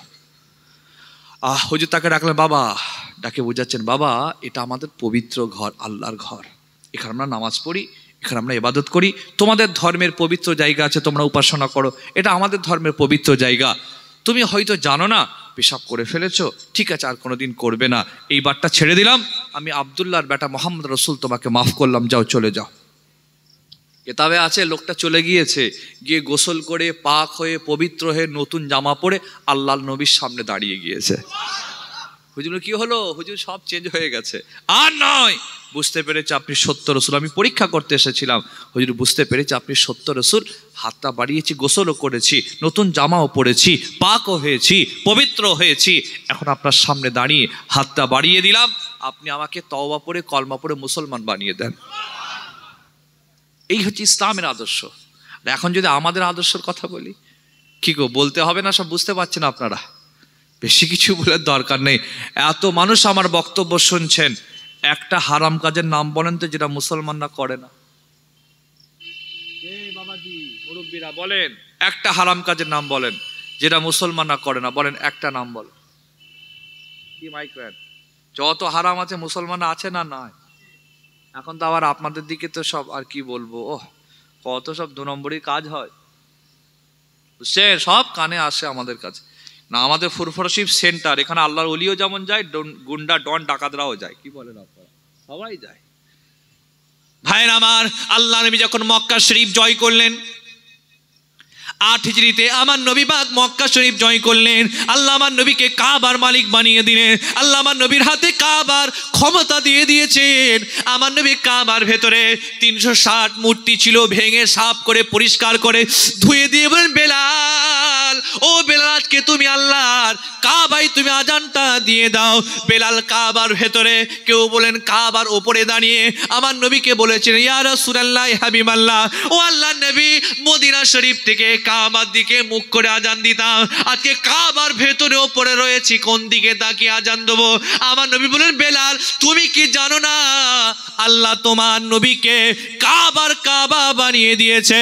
এ বেলাল, কোন দিকে তাকাতে হবে না, তুমি কাবার কাবা তোমার নবীর দিকে তাকিয়ে আজান দিয়ে দাও। আমার নবী পাকের দিকে বেলাল তাকে আজান দিলেন। আজান শেষ হয়ে গেল, আমার নবী ইমামতিতে 2 রাকাত নামাজ পড়ালেন। আল্লাহ নবীর নামাজ পড়ার পরেতে আমার নবী সেখানে দাঁড়িয়ে দাঁড়িয়ে একটা ভাষণ দিয়েছিলেন, বক্তব্য দিয়েছিলেন। আল্লাহ নবীর কথা, সেখানে কোনো মাইক ছিল না, কোনো কিছু ছিল না। আল্লাহ নবীর কথা ফেরেশতারা ক্যাচ করে নিয়ে সবাইয়ের কানে কানে কানে পৌঁছে দেয়। জোরে বলবেন না? হুজুর সেখানে কাবা শরীফ জয় করেছেন, মক্কা নবীর কন্ট্রোলে, যে মক্কা ইসলামের ঝান্ডা গেড়ে দিয়েছেন। গেড়ে দিয়ে হুজুর কাবা শরীফের গেটের সামনে দাঁড়িয়ে হুজুর বক্তব্য, মক্কার মানুষেরা, হুজুর অনেক কথা বলছেন, হুজুরের কথা সব আবার প্রিন্স অফ সাইলেন্ট, কোনো আওয়াজ নেই, পিন পড়লে শব্দ হবে, সব চুপ। আর রাসূলুল্লাহ দলবল সঙ্গ সহকারে এসেছেন, মক্কার কাফেররা সব ভয়ে ঘরে ঢুকে গেছে, দরওয়াজা বন্ধ করে দিয়েছে, আর নিজেদের ঘরের দরজার সামনে বাচ্চাদের আর মহিলাদের দাঁড় করিয়ে দিয়েছে। কেন জানে মুহাম্মদ রাসূল বাচ্চাদের আর মহিলাদেরকে কোনোদিন তিনি কষ্ট দেন না, সুবহানাল্লাহ, কোনোদিন তাদেরকে আঘাত করে না। বাচ্চা আর মেয়েদেরকে দাঁড় করিয়ে দিয়েছে, যে নিজেরা সব ছেলেগুলো ঘরের ভেতরে বসে আছে, শুয়ে আছে, আড়াল থেকে দেখছে। আল্লাহ রসুল মক্কা শরীফে দাঁড়িয়ে অনেক বড় কথা বলেছিলেন। আমি অতটা যাচ্ছি না, শুধু বিষয়ের সাথে মিলিয়ে যে বিষয়ে বক্তব্য রাখছি ওটা শুধু আমি বলছি। হুজুর সেখানে একটা লম্বা বক্তব্য দিয়েছিলেন। কি বলেছিলেন? হুজুর বলেছিলেন, ও মক্কার মানুষেরা, তোমরা কি চিনতে পারছো? আমি হলাম সেই আব্দুল্লাহর বেটা মুহাম্মদ, যে মুহাম্মদকে তোমরা এই কাবা থেকে তাড়িয়ে দিয়েছিলে। এটা কি তোমাদের মনে আছে? আপনাদের কষ্ট হচ্ছে নাকি? ও মক্কার মানুষেরা, তোমরা কি চিনতে পারছো? আমি হলাম সেই আব্দুল্লাহর বেটা মুহাম্মদকে, যে মুহাম্মদকে তোমরা এই কাবায় মেরেছিলে, যে মুহাম্মাদের মাথায় উটের নাড়ি বুড়ি চাপিয়ে দিয়েছিলে, যে মুহাম্মদকে তোমরা তায়েফে মেরেছিলে। ও মক্কার মানুষেরা, এটা কি তোমাদের মনে আছে? আমি হলাম সেই আব্দুল্লাহর বেটা মুহাম্মদ, যে মুহাম্মদকে তোমরা আলামিন বলে মেনে নিয়েছিলে। এগুলো কি তোমাদের মনে আছে? হুজুর পুরাতন কথাগুলো তুলছেন। ও মক্কার লোক, চিনছো সেই মুহাম্মদ সাল্লাল্লাহু, যাকে তোমরা কাবাতে মেরেছিলে, যাকে তার মাথায় উঠের নাড়িবুড়ি চাপিয়েছিলে, যার নিজের দেশকে, গ্রামকে, জমিকে, সম্পত্তিকে তোমরা লুট করে তাড়িয়ে দিয়েছিলে, যে মুহাম্মদ সাল্লাল্লাহু, যিনি তায়েফে গিয়েছিলেন, কি মার না মেরেছিলেন। আপনারা জানেন হুজুরকে এত মার মেরেছিল, হুজুরের জুতো মোবারক পর্যন্ত খুন মোবারকে আটকে ছিল। ডান পা তুলে বাম পা আটকে যায়, বাম পা তুলে ডান পা আটকে যায়। আল্লাহ পাক নিজে সহ্য করতে পারেননি, বলেন জিবরাইল চলে যাও, শুধু একবার হুজুরকে বলুক, আমি ধ্বংস করে দেবো। আল্লাহ হুজুরকে কি রহমত লিল আলামিন, কত দয়া রাসূল। দেখেন হুজুর চাইলে মুখ দিয়ে বলা তো দূরের কথা, ইশারা করলে সব শেষ হয়ে যেত না। হুজুর বলেছিলেন, এরা আমাকে চিনল না, কিন্তু আমি দোয়া করছি এদের খানদান, তার খানদান যেন আমাকে আল্লাহর নবী বলে মেনে নেয়। এটাই তো আমার হুজুরের দয়া, এইটাই আমার রহমাতুল আলামিন। কি হুজুরকে আল্লাহ বানিয়েছে। কিন্তু সেই রাসূলুল্লাহর উম্মত আমরা আজ হুজুরকে ভালোবাসার কথা বলি, প্রেমের কথা বলি, হুজুরের কথাগুলো মানলাম না। এখানে এতজন আমার বক্তব্য শুনছেন, রাসূলকে আপনারা মহব্বত করেন, ভালোবাসেন, অবশ্যই মহব্বত করেন, অস্বীকার করি না। আচ্ছা, এতগুলো মানুষের ভেতরে এমন কেউ কি আছেন যিনি আল্লাহর নবীর জীবনী পড়েছেন? একটু হাত তুলবেন তো। একজনকে পেয়েছি, মাশাআল্লাহ, দুজনকে পেয়েছি, আর কেউ? বাবাজি, এতগুলো দেখেছি, মাশাআল্লাহ, শুকরিয়া। এতগুলো মানুষের ভেতরে হাতে গোনা 4-5 জন আল্লাহর নবীর জীবনী পড়েছেন। আর যদি বলি কারা কারা নবীকে ভালোবাসেন, হাত তোলেন। সবাই তুলবে না, তোলার দরকার নেই, তুলবে না, এটা হাহু বলেন না। মাতাল, সুদখোর, ঘুষখোর, তাড়িখোর, গাঁজাখোর, বিড়িখোর, জেনাখোর, যত খোর আছে, তুলবে না? হ্যাঁ তুলবে, জান দিয়ে দেবো। কাজের বেলা একটা খবর নেই। কই নাজিয়া ইলাহি খান আমার নবীকে গাল দিল, কোথায় ছিলেন? অনলাইনেও প্রতিবাদ নেই, অফলাইনেও প্রতিবাদ নেই। মহব্বত দেখছেন তো আমাদের? পশ্চিমবঙ্গের লোক তো, ইউপি বিহারের লোক নয়। হ্যাঁ, ও তো ইউপি বিহারের লোক নয়, ও তো নাজিয়া ইলাহি খান নামে মুসলমান, আসলে মুরতাদ, ইসলামের ধর্ম থেকে খারিজ হয়ে গেছে, মুরতাদ একটা। হুজুরকে গাল দিয়েছে, সব চুপ, হুজুরও চুপ, আমরাও চুপ, সবাই চুপ। দেখছি সোশ্যাল মিডিয়ায় 2-4 দিন প্রতিবাদ ঠান্ডা হয়ে গেল। আজ আমি হাম্মাদ বলে যাচ্ছি আপনাদের, আমি আপনাদের সামনে কিছু কম বেশি 1.5 ঘন্টার উপরে বক্তব্য রাখছি। টোটাল বক্তব্যের ভেতরে আমার কোনো কথা নিন আর নাই নিন, কবুল করেন আর নাই করেন, অ্যাকসেপ্ট করেন আর নাই করেন। আমার ভাইদের, আব্বাদের, যুবকদের, মা বোনদের বলে যাচ্ছি, আমার এই কথাটা আপনারা নিয়ে বাড়ি যান। সর্বকালের, সর্বযুগের, সর্বসময়ের সর্বশ্রেষ্ঠ মহামানব আমার রাসূলের জীবনী পড়ার দরকার আছে না নয়? জোরে বলে, আছে না নয়? আছে না নয়? আমাকে কষ্ট দেয় কোনটা জানেন? আমাদের ছেলেরা রবীন্দ্রনাথের জীবনী পড়ে, পড়ুক, সমস্যা নেই।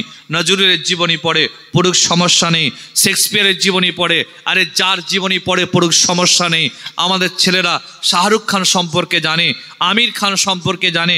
আর একটা কী নাম ওইটার ভাই জানো, এটা কী নাম, এটা মোটা করে কী নাম গো? শাহরুখ খান, আমির, ওফ আল্লাহ, কী নাম বলবেন তো?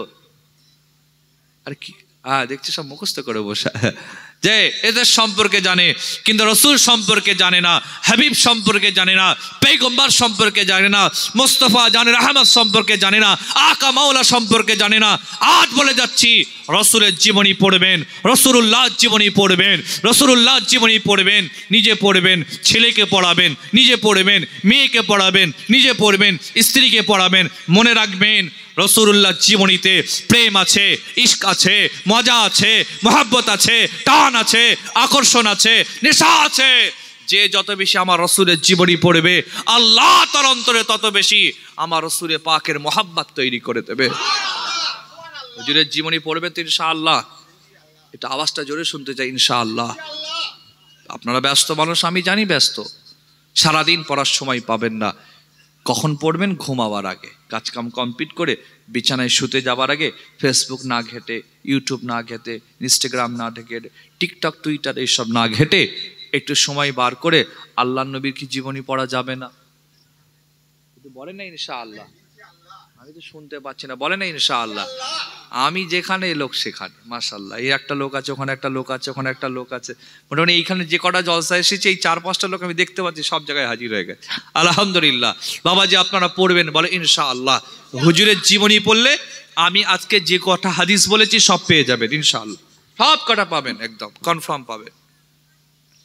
হুজুর বলতে লাগলেন, ও মক্কার মানুষেরা, এগুলো কি তোমাদের মনে আছে? তোমরা আমাকে কি মান্না, আমাকে কি কষ্ট না তোমরা দিয়েছিলে ওহদের যুদ্ধের ময়দানে? আমি রাসূলুল্লাহ, আমার দাঁতটা তোমরা ভেঙে দিয়েছিলে, আমার শিরে আঘাতটা করেছিলে। ও মক্কার মানুষেরা, এগুলো কি তোমাদের মনে আছে?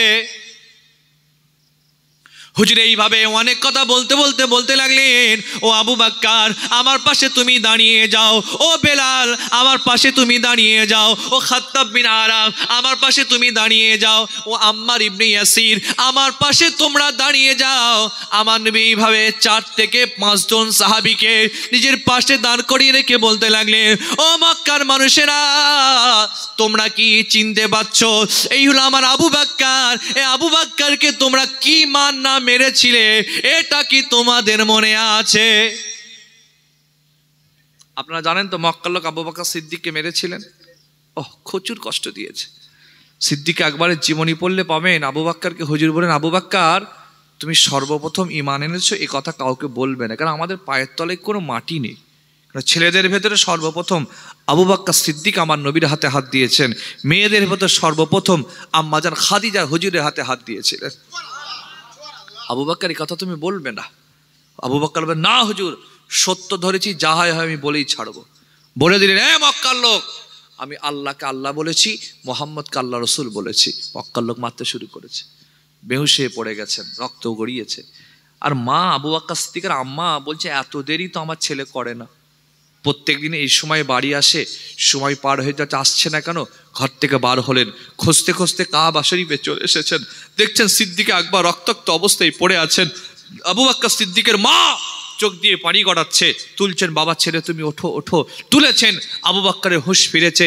সিদ্দিক আকবরের হুঁশ ফিরার পরে সর্বপ্রথম যে কথা বলেছিলেন, কাইফান নবী কাইফান নবী কাইফান নবী, আম্মা সর্বপ্রথম আপনি আমাকে বলেন আমার রসুল কেমন আছেন। মক্কার লোক আমার নবীকে কষ্ট দেয়নি তো? হুজুর সেই জন্য আবু বকর সিদ্দিক সম্পর্কে বলেছিলেন, আল্লাহ ছাড়া হুজুর বলেছিলেন, আমি নবী সবার ঋণ শোধ করে দিলাম, সবার ঋণ পরিশোধ করে দিলাম, আমার আবু বকর ঋণ শোধ করতে পারলাম না, আল্লাহ যদি চায় আমার হয়ে আমার আবু বকর ঋণটা শোধ করে দেবেন। হুজুর আবু বকর সম্পর্কে বলেছিলেন, আল্লাহ ছাড়া যদি কাউকে বন্ধু বানানোর পারমিশন থাকতো, দোস্ত বানানোর অনুমতি থাকতো, আমি মোহাম্মদ রসুল আমার আবু বকরকে আমার বন্ধু বানাতাম। হুজুর বলেছিলেন, আবু বকর আমার বন্ধু নয়, আমার সাথী, আমার সঙ্গী, কবরের সঙ্গী, মক্কার সঙ্গী, মদিনার সঙ্গী, হিজরতের সঙ্গী, কবরের সঙ্গী, আল্লাহর জান্নাতও আবু বকর আমার সাথে থাকবে। বলেছেন আবু বকর সম্পর্কে ফাজাইল আছে, মানাকিব আছে, বহু ফজিলত আবু বকর সিদ্দিক সম্পর্কে আছে। সংক্ষেপ, হুজুর আবু বকর লোক দেখো, আবু বকরকে তোমরা মেরেছিলে মনে পড়ছে? হুজুর এই পরে বেলালকে দিকে তাকানো মক্কার মানুষেরা, এই দেখো আমার বেলাল, এই বেলালকে তোমরা কি মান্না মেরেছিলে, এটা কি তোমাদের মনে আছে? ও মক্কার মানুষেরা, তোমরা আমার বেলালকে দেখো, কি মার মেরেছিলে, কি অত্যাচার করেছিলে, কি কষ্ট দিয়েছিলে, কি স্টিম রুলার তোমরা চালিয়ে দিয়েছিলে, এটা কি তোমাদের মনে আছে? না না না, আমার বেলাল চুরি করে নাই, ডাকাতি করে নাই, খুন করে নাই, মার্ডার করে নাই, কোনো জুলুম সে অন্যায় করে নাই। বেলাল আমি রাসূলুল্লাহকে মুহাব্বত করেছিল, ভালোবেসেছিল, কি মান্না মেরেছিলে, এটা কি তোমাদের মনে আছে?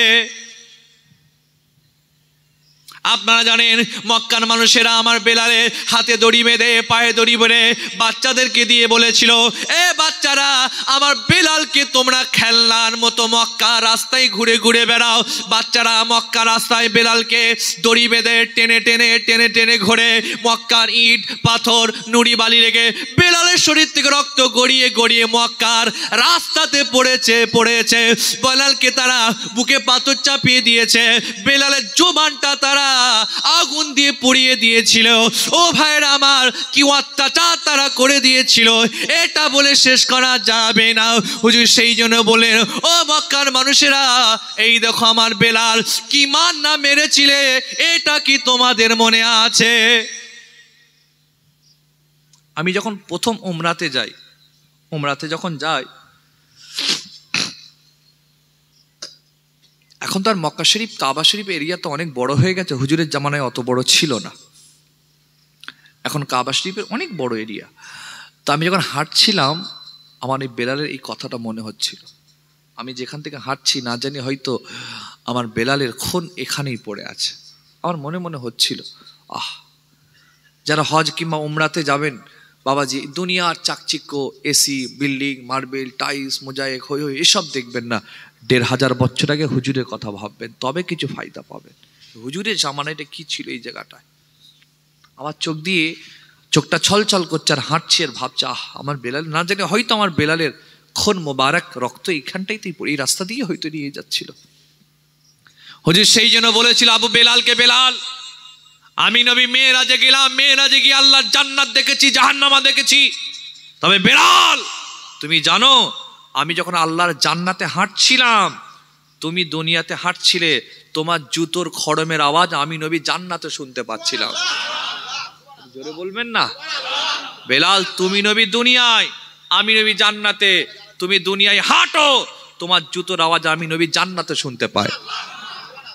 হুজুর বলেছিল, বেলাল কিয়ামতের দিন কোটি কোটি কোটি কোটি কোটি কোটি উম্মতি লোকেরা দাঁড়াবে, কোটি কোটি মানুষের ভেতরে মুয়াজ্জিন, যারা মানুষকে আল্লাহর জন্য নামাজের ডাক দেয়, এই মুয়াজ্জিনদের গলা উঁচুতে থাকবে, সবার থেকে বড় লম্বা গলা হবে মুয়াজ্জিনদের, আর মুয়াজ্জিনদের সরদার আল্লাহ আমার বেলালকে বানিয়ে দেবে। বেলালের অনেক কথা হাদিস শরীফে আছে। হুজুর ডাকছেন, বেলাল চিনতে পারছো তোমরা কে কি মেরেছিলে? সংক্ষেপ করছে হাদিসটা। হুজুর এই পরে বললেন, ও মক্কার মানুষেরা, এই দেখো আমার খাত্তাব বিন আরাফ, এর দিকে তাকাও, কি মান্না মেরেছিলে, এটা কি তোমাদের মনে আছে? খাত্তাব বিন আরাফের পায়ে দড়ি বেঁধে পাটা উঁচু করে দেয়, মাথা নিচু করে দেয়, মাথা নিচু পা উঁচু, এটা করে ক্ষান্ত হয় নাই। তারা খাত্তাব বিন আরাফের মুখের কাছে আগুন দিয়ে ধোঁয়া তারা তার নাকে দেয়। খাত্তাব বিন আরাফকে এটা করে ক্ষান্ত হয়নি, আগুন জ্বালিয়ে তারাকে উত্তপ্ত আগুনে উলঙ্গ করে তারা শুইয়ে দেয়। ওই আগুনের তাপে খাত্তাবের পিঠের হাড় হাড্ডি, গোস্ত, মাংস, চামড়া সব পুড়ে গিয়েছিল। এই গোস্তের রস পড়ে আগুনটা বন্ধ হয়ে যায়। আমার নবী পরবর্তীতে খাত্তাব বিন আরাফের এই পিঠটা দেখেছিলেন, চোখ দিয়ে পানিটা গড়িয়ে যায়। হুজুর বলল, খাত্তাব তুমি আমার ইসলামের জন্য, দ্বীনের জন্য, কোরআনের জন্য, আমার ইসলামের জন্য কি কষ্ট করেছো বাবা, এ সাজা আমি নবী দুনিয়াতে দিতে পারবো না, আল্লাহ তোমাকে জান্নাতে দিয়ে দেবে। ও খাত্তাব দেখো কি কষ্ট দিয়েছো। হুজুর কাঁদছেন, এই কথাগুলো বলছেন, হুজুরের চোখ ছলছল করছে, সাহাবাদের চোখ দিয়ে পানি গড়াচ্ছে। মক্কার মানুষ সব দরজা থেকে শুনছে মুহাম্মদ কি বলে। লক্ষাধিক সাহাবা সেখানে। আল্লাহু আকবার। হুজুর বক্তব্য রাখছেন শেষের দিকে। হুজুর বলতে লাগলেন, ও মক্কার মানুষেরা, তোমরা আমাকে মেরেছো, আমার বেলালকে মেরেছো, আমার খাত্তাব বিন আরাবকে মেরেছো, আমার হামজাকে মেরেছো, আমার হানজালাকে তোমরা শহীদ করে দিয়েছিলে। শুধু তাই নয়, তোমরা আমার একজন বোন সুমাইয়াকে, ইসলামের ইতিহাসে মেয়েদের ভেতর সর্বপ্রথম যিনি শহীদ হয়েছিলেন তিনি হচ্ছেন আম্মা জান সুমাইয়া। সুমাইয়াকে তোমরা নির্মমভাবে শহীদ করেছিলে। ও মক্কার মানুষেরা, এগুলো কি তোমাদের মনে আছে? হুজুর বলেন, তোমরা আমাকে মারলে, আমার বেলাল, আমার আবু বকর, আমার খাত্তাব, আমার চাচা হামজাকে শহীদ তোমরা করে দিয়েছিলে। আমাকে দেশ হারা করেছো, গ্রাম হারা করেছো, জমি হারা করেছো, সম্পত্তি হারা করে দিয়েছিল। এত কষ্ট তোমরা দিয়েছিলে। আজ আমি মুহাম্মদ, আল্লাহ আমাকে কাবার মালিক বানিয়ে দিয়েছে, কাবা আমার কন্ট্রোলে চলে এসেছে। বলো বলো বলো, তোমরা আমার থেকে কি বিচার পেতে চাও? হুজুর এতগুলো, আমার কথা বুঝছেন তো নাকি? হুজুর এত টোটাল কথা বলে বলেন, শোনো, মূল বক্তব্য হচ্ছে আমার থেকে কি বিচার চাও তোমরা? তোমরা আমাকে মেরেছো, কষ্ট দিয়েছো, দেশ ছাড়া করেছো, জমি সম্পত্তি উদ্ধার দখল করে নিয়েছো, সাহাবাদের মেরেছো, আম্মাজানদেরকে মেরেছো, জি তাদের সন্তানদেরকে মেরেছো, স্ত্রীদেরকে মেরেছো, বহু কষ্ট তোমরা দিয়েছিলে। আবিসিনিয়া এই পার্টি জানাম সেখানে কষ্ট দিয়েছো, তায়েফে কষ্ট দিয়েছো, এখানে সেখানে বহু, বদরে, ওহদে, খন্দকে, হুনায়নে বহু কষ্ট দিয়েছো। আজ আমি মুহাম্মদ, কাবা আমার কন্ট্রোলে, কাবার মালিক আমি, আল্লাহ আমাকে কাবার পতাকা আমার হাতে দিয়েছে। বলো আমার থেকে তোমরা কি বিচার পেতে চাও? 8 বছর পর আমি ফিরে এসেছি। বলো ভাইজান, মক্কার মানুষ জবাব দিয়েছিলেন, মুহাম্মদ সাল্লাম, আপনি ভালো বংশের ছেলে, শরীফ বংশের ছেলে, উত্তম বংশের ছেলে, বেহেতার বংশের ছেলে। মুহাম্মদ, আমরা আপনার থেকে ভালো কিছু আশা করি। এরা মক্কার লোক হুজুরের কথার উত্তরে জবাব দিয়ে পাঠালেন। হুজুর কি করেছিলেন? হুজুর সেই সময় বলেছিলেন, ও মক্কার মানুষেরা, আজ আমি আব্দুল্লাহর বেটা মুহাম্মদ রাসূলুল্লাহ কাবার সামনে দাঁড়িয়ে দাঁড়িয়ে দাঁড়িয়ে দাঁড়িয়ে বলে দিচ্ছি, তোমরা যা কষ্ট দিয়েছিলে সব আমি ভুলে গিয়ে আমি রাসূলুল্লাহ তোমাদের আল্লাহর রাস্তায় মাফ করে দিলাম। আরে জোরে বলবেন না, আরে জোরে বলবেন না। এতগুলো ভাইরা আছেন, দিল খুলে হবে না সুবহানাল্লাহ? যাও, আমি রাসূলুল্লাহ তোমাকে মাফ করে দিলাম। হুজুর যেই ক্ষমার ঘোষণা করে দিয়েছেন, আমভাবে ক্ষমা করার ঘোষণা করে দিয়েছেন, মক্কার লোকেরা দরওয়াজা খুলে দিয়েছে। ছুটে দৌড়ে দৌড়ে আমার নবীর সামনে দাঁড়িয়ে গিয়ে চোখ দিয়ে পানি গড়িয়ে বলেছিল, ও মুহাম্মদ, আমরা ভেবেছিলাম মক্কায় হয়তো রক্তের গন্না বয়ে যাবে, রক্তের বন্যা হয়ে যাবে, কাবা রক্তে লাল হয়ে যাবে, কিন্তু না না না, তোমরা আমার ভুলটা ভাঙিয়ে দিয়েছো। বুঝতে পেরে গিয়েছি সত্য নবী, ন্যায় নবী, হক নবী, সত্য নবী না হলে এত দয়া, এত মায়া, এত মমতা, এত মোহাব্বত থাকতো না। না না না না, আর দেরি করলাম না, আমরা সকলে মিলে আপনাকে আল্লাহর নবী বলে মেনে নিলাম। সেই জায়গায় দাঁড়িয়ে, ওই সময় দাঁড়িয়ে কয়েক হাজার লোক আমার হুজুরের হাতে হাত দিয়ে তওবা পড়ে, কলমা পড়ে ঈমানের মুসলমান হয়েছিলেন। সংক্ষেপ করলাম, আর বাড়াবো না, বিদায় নেব আপনাদের খেদমত থেকে। আমি টোটাল আপনাদের সামনে এতক্ষণ বক্তব্য রেখেছি। টোটাল বক্তব্যের বিষয় আমার এক, ঠিক বলছি তো ভুল বলছি? এক বিষয় আমি এক বিষয়ে কথা বলছি, সেটা এই, ইসলাম তামাম পৃথিবীতে মোহাব্বত দিয়ে, ভালোবাসা দিয়ে, দয়া দিয়ে, ক্ষমা দিয়ে ছড়িয়েছে। সেই জন্য তো আল্লামা রসুলকে বলেছিলেন, হাবিব, আমি হচ্ছে রহমান রহিম, আপনি হচ্ছেন রাহমাতাল লিল আলামিন। হুজুর শুধু দয়া করে গেছেন। সেই রসুলের উম্মত আমরা। হুজুরকে মোহাব্বতের কথা বলি, ভালোবাসার কথা বলি, প্রেমের কথা বলি, প্যারের কথা বলি, কিন্তু আফসোস হুজুরের কথাগুলো মানলাম না। বাবাজি নামাজ পড়বে তো বলে ইনশাআল্লাহ, নামাজ কাজা করবে না বলে ইনশাআল্লাহ, জোরে বলে ইনশাআল্লাহ। আমাদের বহু ছেলে আছে নামাজ পড়ে না, এমন আছে না? না, বহু ভাই আছেন দাঁড়িয়ে দাঁড়িয়ে পিশাব করে। দাঁড়িয়ে পিশাব করা হালাল না হারাম?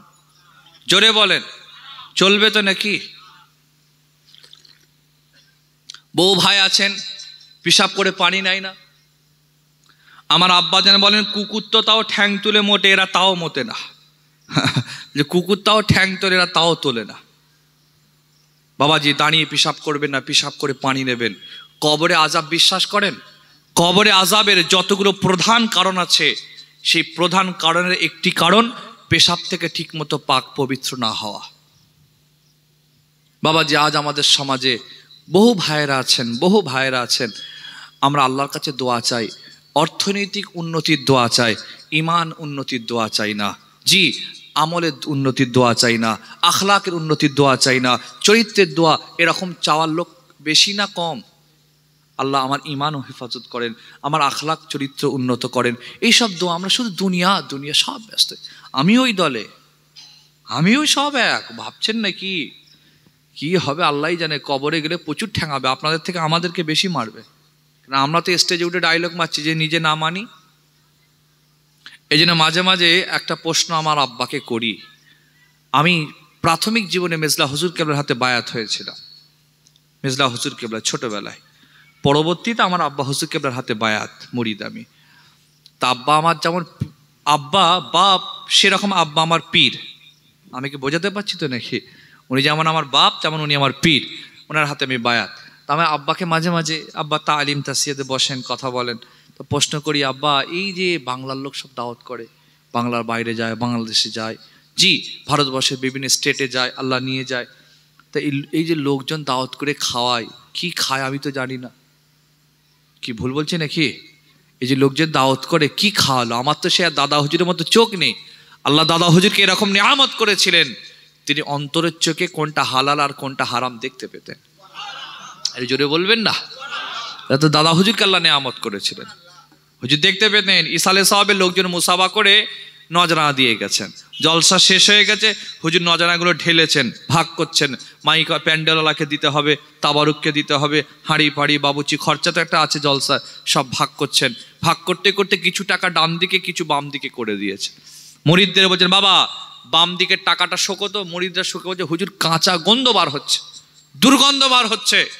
হুজুর তখন বলেন, বাবা ডান দিকের টাকাটা শোকো। ডান হাতের টাকাটা শুকে বলছে, হুজুর এখান থেকে একটা খুশবু পাচ্ছে। হুজুর হাসছেন, বলছেন, শোনো তোমাদের পীরকে লোকেরা সব মুসাফা করে হালালও দিয়েছে, হারামও দিয়েছে। আল্লাহ তোমাদের পীরকে এরকম চোখ দিয়েছেন, আমি হালালগুলো ডান দিকে করলাম, হারামগুলো বাম দিকে করলাম। হারাম টাকা থেকে দুর্গন্ধ বার হচ্ছে, আর হালালগুলো থেকে আল্লাহ পাক খুশবু বার করে দিয়েছে। উনি দেখতে পেতেন, ওনার মাকাম আলাদা, সেই জন্য তো তিনি মুজাদ্দিদ হয়েছেন, আল্লাহ তাকে দিয়েছেন। তা আমরা তো সব জানি না, হারাম খেলে হারাম খদ্দের দোয়াও কবুল হবে না, নামাজও কবুল হবে না, তসবিহও কবুল হবে না। হ্যাঁ আব্বা এই যে লোকজন কি খাওয়ায়, কি হবে কি জানি, বলে তো ঠেকাবে প্রচুর। হ্যাঁ এরকম প্রশ্ন করি, আব্বা যেন হাসেন। মাঝে মাঝে বলেন যে, বাবা আমি করছি, আমি নিজেও তো চিন্তা করি, আমিও তো জলসাই করছি। আবার মাঝে মাঝে বলেন, তুমি তো জানো না খেয়ে ফেলেছো, তুমি যদি জানতে পারো বুঝতে পারো খাওয়া যাবে না। তুমি না খেয়ে, না জেনে না খেয়ে ভুল করে খেয়ে ফেললে ক্ষমা করার মালিক কে? আল্লাহ মাফ করবে। না জেনে খেয়েছেন, মাফ হবার একটা রাস্তা আছে, কিন্তু আপনি জানেন এটা হারাম, জেনে সজ্ঞানে স্বইচ্ছায় গাজোয়ারি করে যদি খান, আবার বিসমিল্লাহ বলে যদি খান, ঈমান চলে যাবে। মদ, সুদ, ঘুষ, জেনা, ব্যভিচার, পণ দেওয়া নেওয়া সব হারাম। এই হারামকে যদি আপনি গাজোয়ারি করে সত্যি বলে খান, হালাল মনে করে খান, বিসমিল্লাহ বলে খান, ঈমান চলে যাবে, ঈমান চলে যাবে, ঈমান চলে যাবে। বিবি থাকলে 3 তালাক পড়বে, তারপরে যত ছেলে হবে সব হারামির বাচ্চা তৈরি হবে। এই জন্য নবী বলেছিলেন আখেরি জামানায় যারা সন্তান বেড়ে যাবে এরকম ভাবে। হুজুর বলেছেন আখেরি জামানায় মসজিদ ভর্তি মুসলমান সব জাহান্নামে যাবে। এইভাবে কখন ঈমান চলে যাবে জানতে পারবে না। হুজুর বলেছিলেন সকালবেলা ঈমানদার থাকবে, সন্ধ্যাবেলা বেঈমান হয়ে যাবে, সন্ধ্যাবেলা ঈমানদার থাকবে, সকালবেলা বেঈমান হয়ে যাবে। সেই জামানায় চলে এসেছি ভাইজান। ঈমান বাঁচাবার দোয়া আল্লাহর কাছে চাইতে হবে, আমলের জন্য দোয়া চাইতে হবে, আখলাতের জন্য দোয়া চাইতে হবে, চরিত্রের জন্য দোয়া চাইতে হবে। আল্লাহ আপনি আমার ঈমানকে হেফাজত করেন, আখলাককে হেফাজত করেন, চরিত্রকে হেফাজত করেন। এই সমস্ত দোয়া চাওয়ার দরকার আছে না? নয়। আমি আমার জন্য আপনাদের জন্য দোয়া চাই, আপনি আমার জন্য দোয়া চাইবেন। আল্লাহ যেন ইহকালীন মুক্তি, পরকালীন শান্তি যেন দান করেন। বাবাজি আমি একটু শেষ করতে চাইছি, শেষ করার আগে একটু সবাই একবার দাঁড়িয়ে যাই, রসুলকে একটু সালামের নজরানা পেশ করব। সবাই উঠে দাঁড়িয়ে যান, কাছে কাছে কাছে চলে আসেন। মুহাব্বত ইয়া নবী সালামুন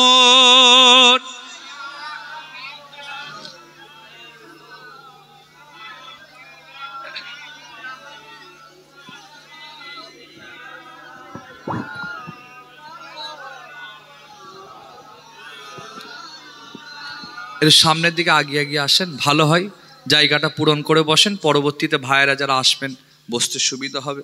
আসলে সব যে যার জুতোগুলো সেটিং করে বসে গেছে, তো জুতো চুরি হবার ভয় আছে, এটা কোনো আগিয়ে আগিয়ে এসে আসেন, মাশাআল্লাহ একটু আগিয়ে আসেন, ডান দিকের ভাইগুলো একটু আগিয়ে আগিয়ে আসেন, আপনারা সব আগিয়ে আসে বসেন, আগিয়ে আসেন। এখন আমরা দাঁড়িয়েছি নবীকে সালাম দেবো। কাকে সালাম দেবো? সবাই মিলে জোরে বলেন। এটা আমরা কিয়াম বলি, এটা কোনো এই যে দাঁড়িয়ে এই সালামের সিস্টেমটা, নবীর ওপর দরুদ সালাম দিতে হবে, এটা ওয়াজিব, দিতেই হবে। আমরা যে স্টাইলে রসুল্লাহকে দাঁড়িয়ে সালাম দিই, ইয়া নবী সালামুন আলাইকা বলে সালাম দিই, এটা হচ্ছে মুস্তাহাব, মুস্তাহসান, মুবাহ, ভালো কাজ করলে সওয়াব আছে, না করলে কোনো গোনা নেই।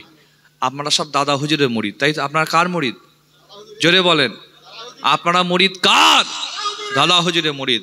সে দাদা হুজুর বলেছেন তোমরা নবীকে সালাম বসে শুয়ে দাঁড়িয়ে দিতে পারো, কিন্তু আল্লাহর পরে যার মর্যাদা, নবীদের নবী, কাবার কাবা, তাকে দাঁড়িয়ে পছন্দ করি, তোমরা দাঁড়িয়ে দেবে।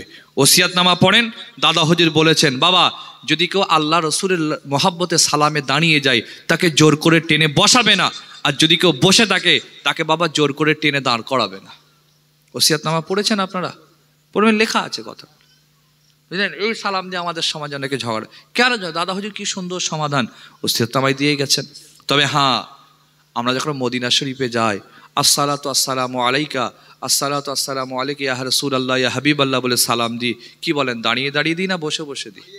দাঁড়িয়ে সালাম। আমরা একটু এখান থেকে হুজুরকে দাঁড়িয়ে সালাম দেবো, সবাই দিল খুলে মহব্বতের সাথে গলা ঝেড়ে একটু আওয়াজ করে করে পড়ি, ইয়া নবী সালামুন।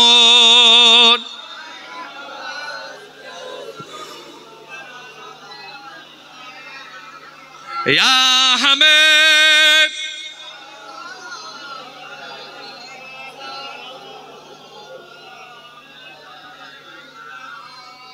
तू ही है रहबर हमारा,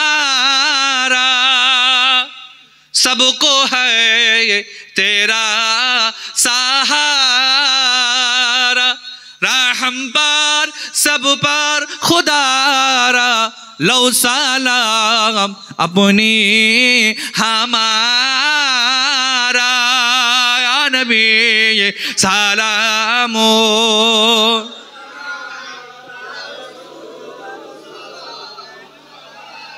आरो जोरे जोरे मोहब्बत या हमें।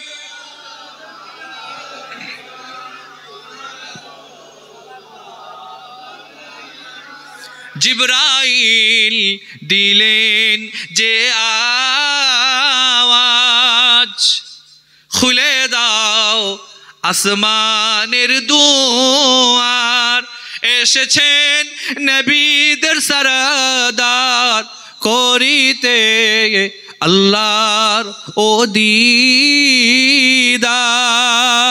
নবী সালামু।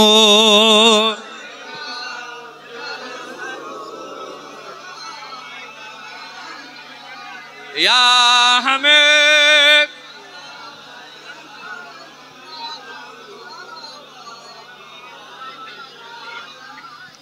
ইয়া হাবিব ইয়া মুহাম্মদ ইয়া রূসুল খাফিকাইনে, ইয়া মুমাইয়াদ ইয়া মুমাজ্জদ, ইয়া ইমাম মালকে বেলাতাইনে, ইয়া নবী সালামু।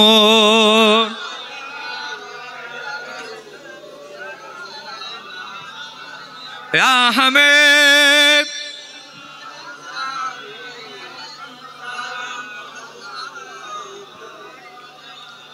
মাশাআল্লাহ মাশাআল্লাহ মাশাআল্লাহ। এর মহব্বতের তাকবীর দেন, নারে তাকবীর, নারে তাকবীর।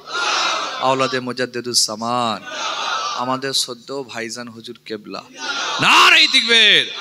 আপনারা সকলে দাঁড়িয়ে থাকেন, ভাইজান বসলে বসবেন। আমার অসমাপ্ত বক্তব্য এখানে ইতি করছি, আমার কথায় কষ্ট পেলে ক্ষমা করবেন। শেষ মোনাজাতে আমি গুনাহগার, আমার জন্য ফুরফুরা শরীফের সমস্ত হুজুর ভাই সাহেব, পীর সাহেবের জন্য একটু দোয়া ইয়াদ রাখবেন। এটুকু বলে আমি বিদায় নিচ্ছি। আসসালামু আলাইকুম।